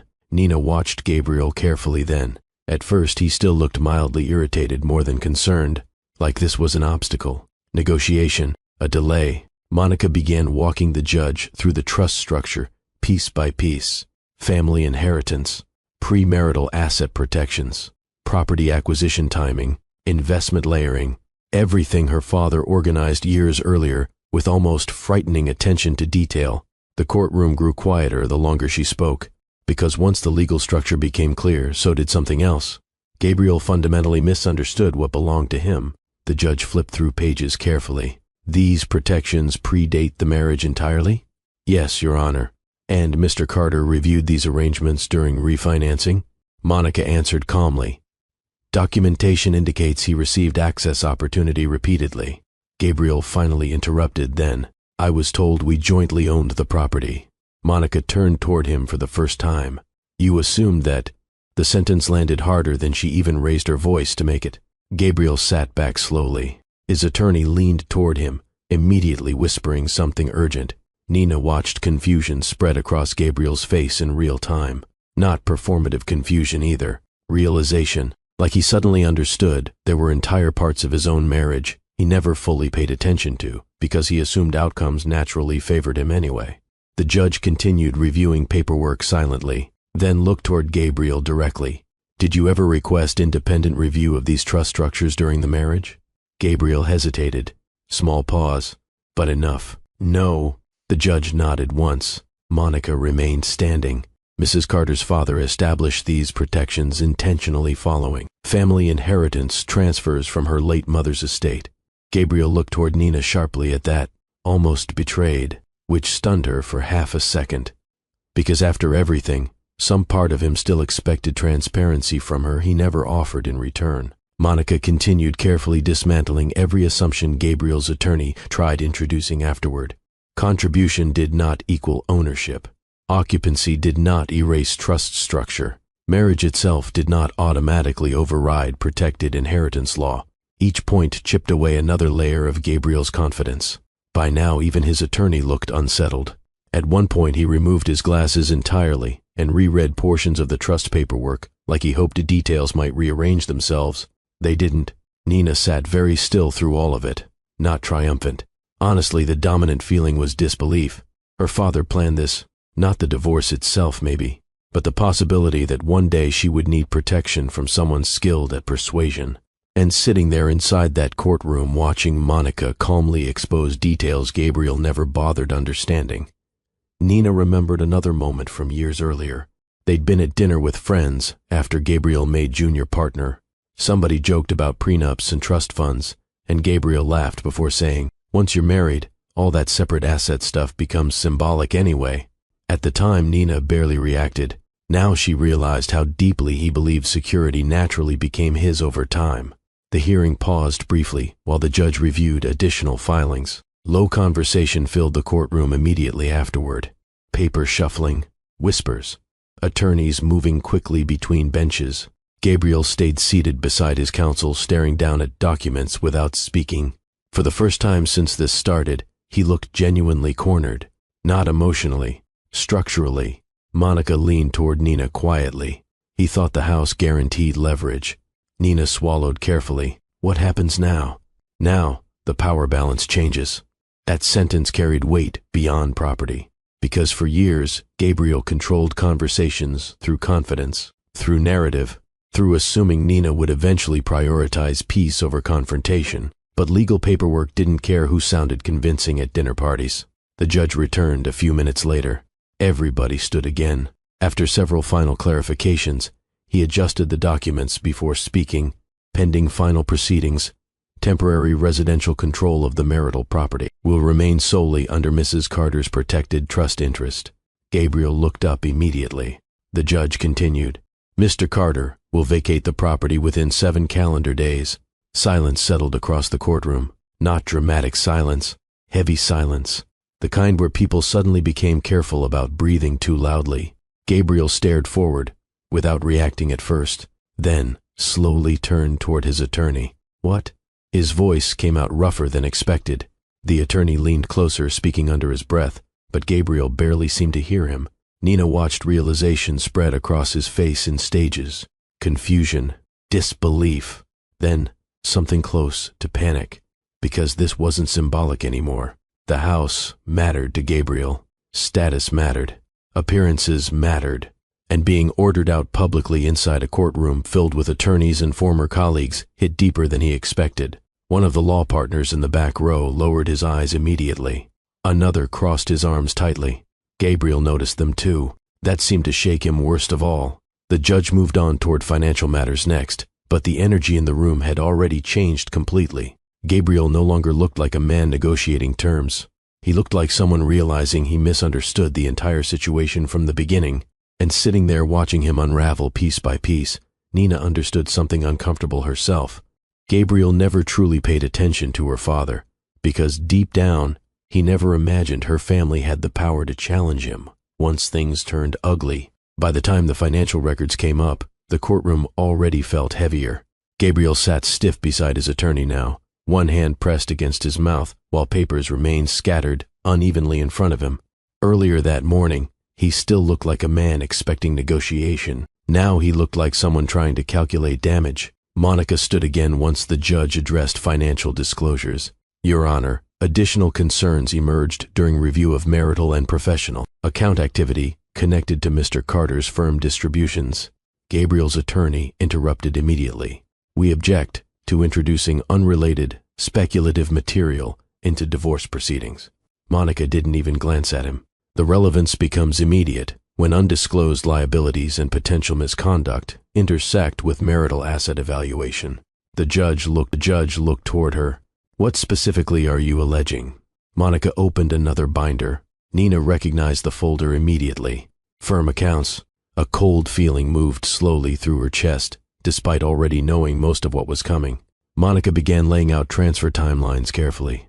Client settlement deposits, temporary movement through secondary accounts, redistribution delays, patterns, small individually, dangerous collectively. The judge's expression hardened more with every page. Gabriel finally spoke. "This has nothing to do with the divorce." Monica responded instantly. "It has everything to do with transparency, Your Honor." Gabriel's attorney stood again, trying to contain things. "These are incomplete interpretations of accounting movement common in large firms." Monica slid another document forward. "Then perhaps counsel can explain why internal auditors initiated review procedures before these filings were even submitted." That changed the room immediately. One of Gabriel's former law partners shifted visibly in the back row. Another lowered his head altogether. Gabriel noticed, and for the first time since Nina met him, she saw real panic break through his composure. Not irritation, not wounded pride. Fear. He leaned sharply toward his attorney, whispering something tense enough that even from several feet away, Nina saw his jaw flex hard. The attorney answered quietly, without looking confident anymore. Monica continued. "These transfers repeatedly coincide with personal cash to flow instability tied to undisclosed liabilities." The judge removed his glasses slowly. "Mr. Carter, are you currently under formal professional review?" Gabriel hesitated. That hesitation lasted maybe 2 seconds. Long enough. "Yes." The courtroom stayed silent after that. No dramatic gasps. No movie reactions. Honestly, real humiliation usually happened quieter. People avoiding eye contact. Pens stopping mid-note. Tiny shifts in posture once reputations cracked publicly. Nina looked toward Gabriel again, and suddenly memories started connecting differently. Random financial stress. During years, he supposedly earned more than enough. Mood swings after football weekends. The way he occasionally overreacted to minor expenses, despite insisting they were financially secure. Her father knew. Maybe not every detail, but enough. Enough to start watching Gabriel more carefully, years before Nina ever considered questioning him seriously. Monica introduced another set of records. This time, Gabriel interrupted harshly before she finished. "You're trying to destroy me." The words echoed sharper than anything else said all morning. Monica remained calm. No, Mr. Carter. Your own records are doing that. Gabriel looked toward Nina, then actually looked at her, not angrily, cornered. And in that moment, she saw something she'd missed for years. Gabriel spent most of his adult life believing intelligence could outmaneuver consequence. Charm bought time. Confidence bought forgiveness. Success bought assumptions from people, until suddenly, none of it worked anymore. The judge reviewed documents another long minute before speaking carefully. Given pending investigations and potential financial exposure, this court will require expanded disclosure review before final asset determinations proceed. Gabriel leaned back slowly, like the air left his body all at once. His attorney whispered something else urgently. Gabriel didn't answer. Nina sat perfectly still through all of it. And unexpectedly, grief rose stronger than satisfaction, because no matter what Gabriel became, she still remembered loving him sincerely, still remembered defending him to her father, still remembered believing they were building a stable future together, while he quietly created fractures underneath it. The hearing eventually adjourned for recess. People started gathering paperwork immediately. Conversations resumed in low, careful voices. One of Gabriel's former partners left the courtroom quickly, without speaking to him at all. That seemed to hit harder than anything else. Gabriel remained seated several extra seconds staring down at the table before finally standing. He looked thinner lately, older, too, like stress stripped something polished away from him. Monica touched Nina lightly on the arm. "You okay?" Nina nodded automatically. Monica studied her face like she knew the answer wasn't fully true. "Take your time," she said before stepping away to speak with another attorney. Nina gathered her purse slowly. Part of her wanted to leave immediately. Instead, she found herself walking toward Gabriel before fully deciding to. He looked up once she stopped beside the table. For a second, neither spoke. The courtroom around them emptied gradually, while clerks organized documents near the front. Finally, Gabriel asked hoarsely, "You knew about all this?" Nina thought carefully before answering. "No." He looked confused by that. "But my father did," she continued. Gabriel shut his eyes briefly. A long breath left him. "He hated me." The sentence sounded tired now, instead of defensive. Nina shook her head slowly. "No," she said softly. "I think he kept hoping you'd become better." That hurt him. She saw it immediately. Because deep down, Gabriel knew exactly when he stopped trying. Not during the affair. Earlier. Probably years earlier. When maintaining appearances became more important than maintaining honesty. Gabriel looked away toward the nearly empty gallery. "I loved you," he said quietly. Nina believed him, and somehow that remained one of the saddest parts, because love without integrity eventually became another form of selfishness. She studied him for one final moment there inside the courtroom, the expensive suit, the exhausted eyes, the man she married sitting beneath the man he turned into. Then Nina adjusted the strap on her purse gently. "And you still lied," she said. Gabriel lowered his head. This time he had no argument ready, no explanation, no narrative left to manage. Only consequences sitting beside him in a courtroom, growing quieter by the minute. And for the first time since all of this started, Nina realized the version of Gabriel she spent years protecting had finally disappeared completely. 3 months later, Gabriel lived alone in a one-bedroom apartment outside Birmingham. Nina learned that detail from Rochelle, who somehow gathered information faster than local reporters without ever leaving Jefferson County. Apparently, the place got one of those fake luxury names, Rochelle said over the phone one afternoon. Something ridiculous like the Reserve at Brookmont. Nina stood in the laundry aisle at Target, listening while comparing detergent prices she didn't actually care about. How do you know where he lives? People talk. People need hobbies. They have hobbies. Talking is one of them. Nina smiled despite herself. By then, hearing Gabriel's name no longer felt like getting punched unexpectedly. The pain still existed, but sharper emotions had started dulling around the edges. Mostly now she felt tired when thinking about him. Tired and sad in quieter ways. The state bar investigation continued privately for weeks after the hearing. Then word spread that several clients filed civil complaints connected to account discrepancies. Gabriel's law firm removed his name from partnership materials almost immediately afterward. One of Rochelle's friends sent screenshots from the firm website where his photo used to be. Gone, like 12 years of professional reputation could disappear with one update button. Funny how quickly powerful people became liabilities once embarrassment entered the room. Nina expected satisfaction from all of it. Instead, she mostly felt grief attached to disappointment, because every new consequence forced her to accept more fully that the man she married built pieces of his life on performance. Meanwhile, moving back into the house felt stranger than she expected. The first night alone there nearly sent her back to Denise's apartment. Everything carried memory. The hallway where Gabriel used to loosen his tie after work, the dent in the couch cushion where he always sat during football games. Even the kitchen light over the stove felt emotionally loaded somehow. Nina stood in the bedroom doorway a long time that first evening, staring at the half-empty closet. Silence moved differently through the house now, not hostile, just unfamiliar. At one point, she opened the refrigerator and saw Gabriel's favorite hot sauce still sitting in the door compartment. That almost made her cry harder than the court hearing did, because grief rarely arrived during important moments. It appeared randomly, while holding condiments or hearing songs in grocery stores. She threw the hot sauce away eventually, then regretted doing it 30 minutes later. Healing turned out messier than the inspirational quotes people posted online. Some mornings, Nina woke up feeling strong and clear-headed. Other mornings, she caught herself instinctively checking the driveway around 6 o'clock, like part of her still expected Gabriel's car. Habits outlived relationships sometimes.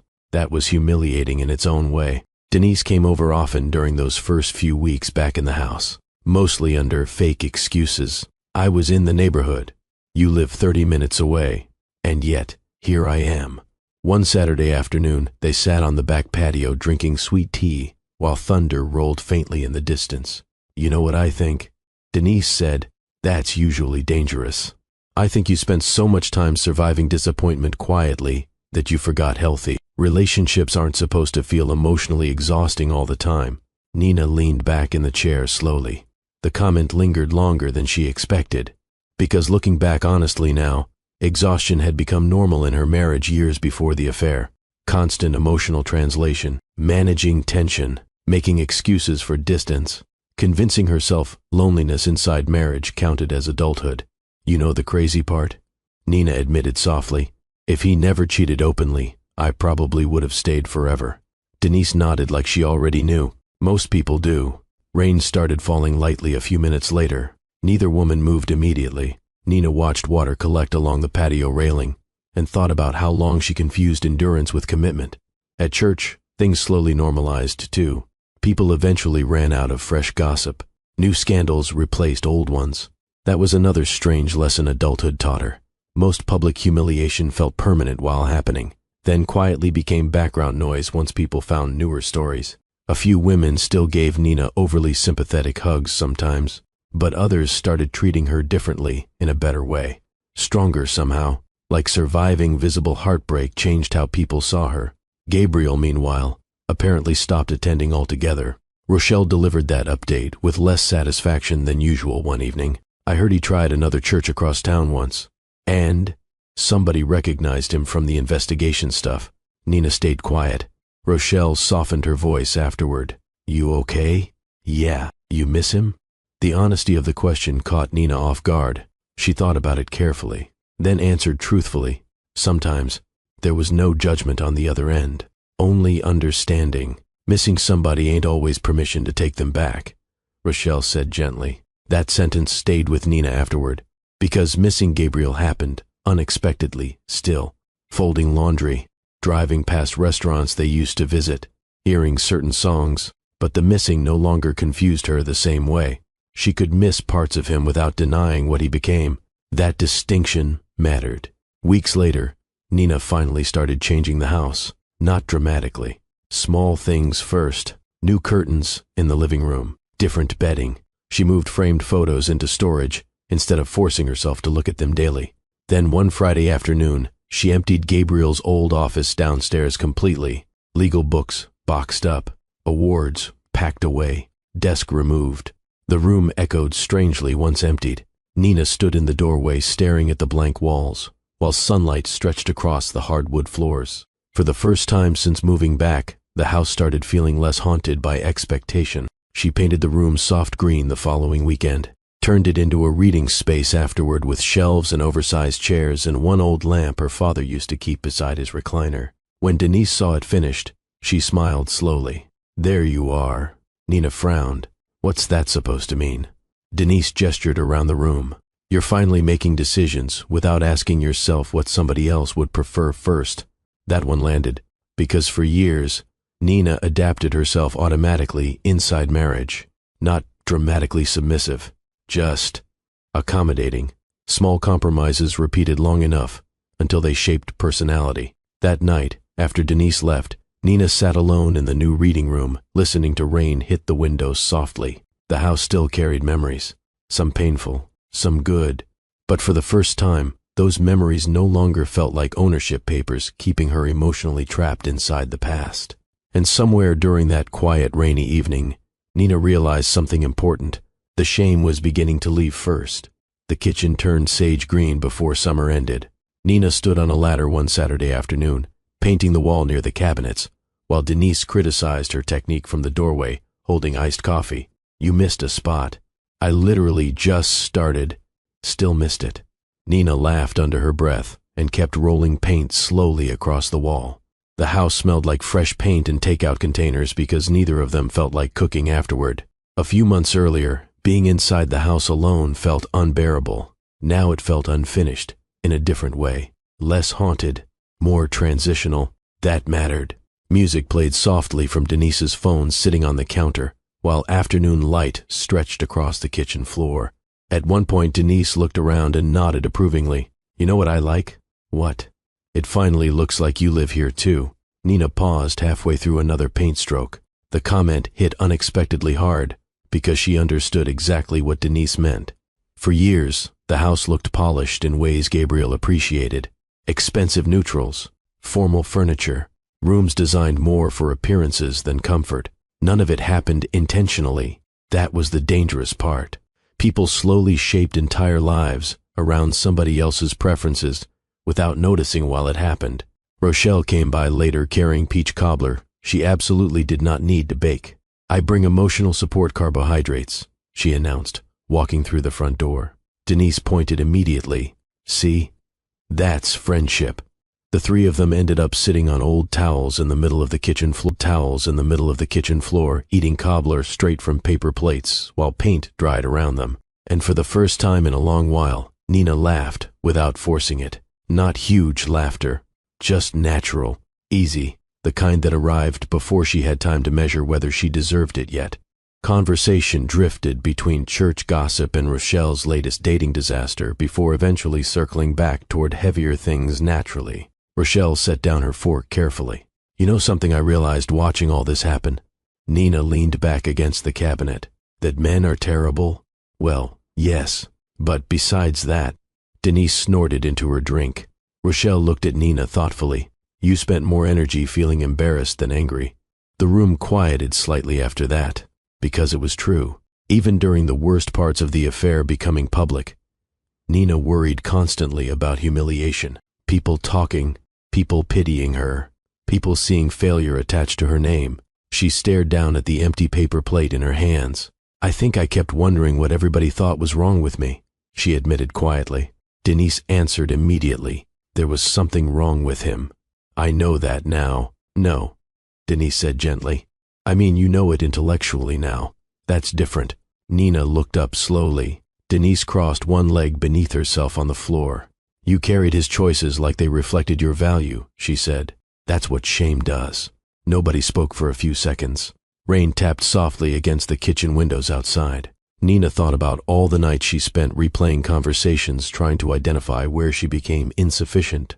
Prettier women, younger women, less emotionally demanding women. The spiral never ended because betrayal always tried to convince people they lost a competition. Nobody warned them they entered. But somewhere over the last few months, that feeling weakened, not disappeared completely, just loosened, because eventually the truth became unavoidable. Gabriel cheated because of who Gabriel was becoming, not because Nina failed an invisible test. Rochelle broke the silence first. "You know what your problem used to be?" Nina sighed. "Everybody got jokes today." "I'm serious." Rochelle pointed her fork toward her. You confused endurance with love. That landed too, harder than expected, because Nina spent years believing commitment meant tolerating emotional loneliness without complaint, making things work quietly, protecting peace at personal expense. At the time, it felt mature.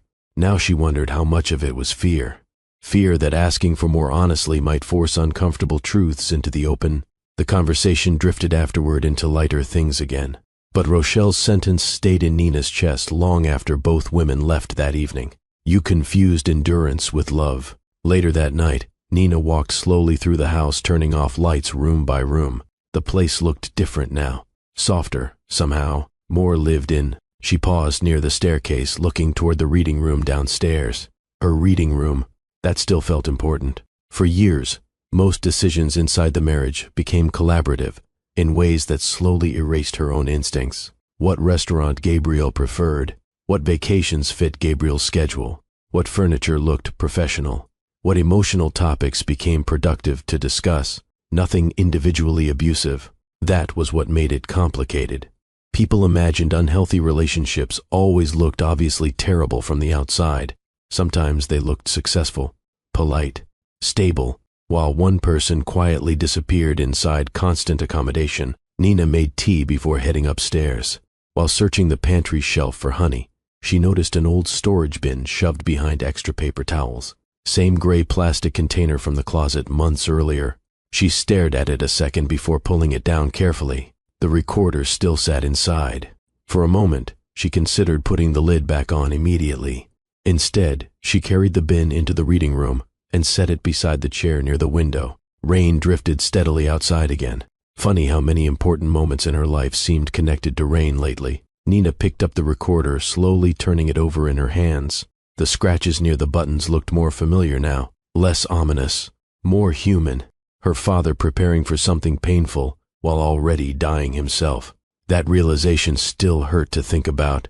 He loved her enough to become suspicious on her behalf, enough to protect her before she understood protection might become necessary. Nina leaned back in the chair, holding the recorder against her palm. Then she smiled, faintly remembering one random memory from childhood. She was maybe 12 years old, arguing with her father because some boy at school embarrassed her during basketball practice. After listening to the entire dramatic story, her father only said, "Baby, don't ever build your reflection using somebody else's broken mirror." At the time, she thought he was being weird again. Now, years later, sitting alone in a quiet house she finally reclaimed emotionally, the sentence made perfect sense. Nina looked around the reading room slowly. At the shelves she built, the lamp from her father's house, the piece returning carefully in pieces.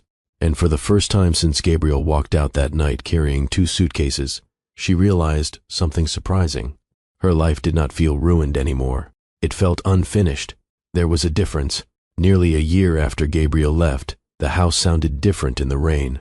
Nina noticed that one evening in early October, while sitting in the reading room with a blanket across her lap and a book she hadn't touched in 20 minutes. The gutters still rattled during heavy storms. The old hallway floorboard still creaked near the staircase. But the silence underneath those sounds no longer felt abandoned. It felt peaceful. That surprised her sometimes. Healing never arrived dramatically the way movies promised. No single morning where she woke up, transformed. No speech. No breakthrough soundtrack playing behind emotional clarity. Mostly, it happened quietly. In routines. In smaller reactions, like realizing she hadn't checked Gabriel's social media in months, or noticing his side of the closet no longer looked empty to her, just available space. The state bar investigation finally concluded sometime that summer. Gabriel avoided criminal charges, but lost his license, temporarily pending further review and restitution agreements connected to several client complaints. Rochelle delivered the update carefully for once. "You want to know the rest?" Nina thought about it, then shook her head. Not really. And she meant it. That chapter of her life no longer required constant monitoring to feel complete. Gabriel still existed somewhere out in the world, rebuilding whatever version of himself remained after consequences stripped away reputation.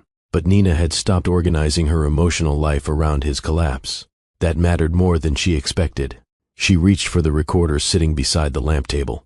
The same gray recorder her father handed her in that hospital room, while rain streaked the windows behind him. She hadn't played it again since the first night, not because she was avoiding it, because some things deserved space before revisiting them. Nina turned the recorder over slowly in her hand, then pressed play. Static crackled softly, and her father's voice filled the room once more. Nina. Her chest tightened immediately. Grief changed over time, too. It stopped feeling sharp eventually, then returned unexpectedly through old voicemails and familiar cologne scents in department stores. You always try too hard to understand people who refuse to understand themselves. Nina smiled faintly through sudden tears. That sounded exactly like him. The recording continued. A man who truly loves you will never need to be watched to stay loyal. Rain tapped steadily against the windows, while Nina stared out into the dark backyard. She thought about all the years she spent monitoring emotional temperature inside her marriage without admitting that's what she was doing, reading moods, adjusting herself, softening questions, explaining away distance before Gabriel even asked her to. At the time, she called it support. Now she understood how exhausting love became once honesty disappeared from it. The recording crackled softly again. I know this hurts right now, her father said, but one day you'll realize losing dishonest people creates room for peace. Nina lowered her eyes. Tears slid quietly down her face, but they felt different than the tears from that first night after Gabriel left. Those tears came from shock. These came from understanding. Outside, thunder rolled faintly somewhere farther away now. The storm was moving on. Her father coughed lightly on the recording before speaking again. And baby, stop thinking being chosen is the same thing as being valued properly. That one broke her a little, because for years Nina measured love through endurance. Who stayed, who came home, who still claimed her publicly. But staying physically meant very little once respect disappeared privately. The recorder clicked softly near the end. Then her father's voice returned one last time. You come from people who know how to survive hard things. Don't let heartbreak make you forget who raised you. Silence followed, real silence this time. The recording had ended. Nina sat still for a long while afterward, holding the recorder loosely in her lap. Rain softened outside gradually, until only occasional drops touched the windows. The house around her felt warm, safe, lived in again. Her eyes drifted toward the shelves lining the reading room walls, toward the lamp from her father's old living room, toward the life still continuing quietly around grief instead of ending because of it. And suddenly she understood something that took almost an entire year to learn. Gabriel leaving did not destroy her life. It exposed parts of it that already needed truth. That realization didn't erase sadness completely. Some losses stayed tender forever. She would probably always feel something complicated when remembering certain versions of Gabriel. The young lawyer dancing badly in their first apartment kitchen. The husband who cried during fertility treatments. The man who betrayed her anyway. All those people existed together now, but they no longer controlled the direction of her future. Nina stood slowly and walked toward the window. Outside, rainwater shimmered beneath the porch light, while the neighborhood settled into nighttime quiet. For the first time in longer than she could remember, nothing inside her felt like it was waiting for somebody else to become honest before she could finally rest. And standing there in the soft yellow light of the room she rebuilt for herself, Nina realized her father had been right all along. Love was never supposed to feel like constant recovery from disappointment. Sometimes real peace arrived disguised as an ending. If this story touched you in any way, take a second and comment below.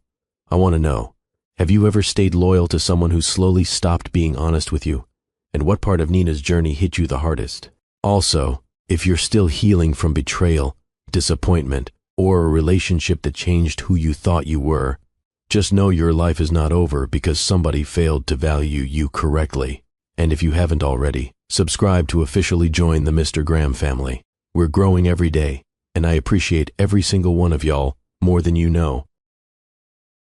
Thank you for watching Mr. Graham Stories, my beautiful, amazing family.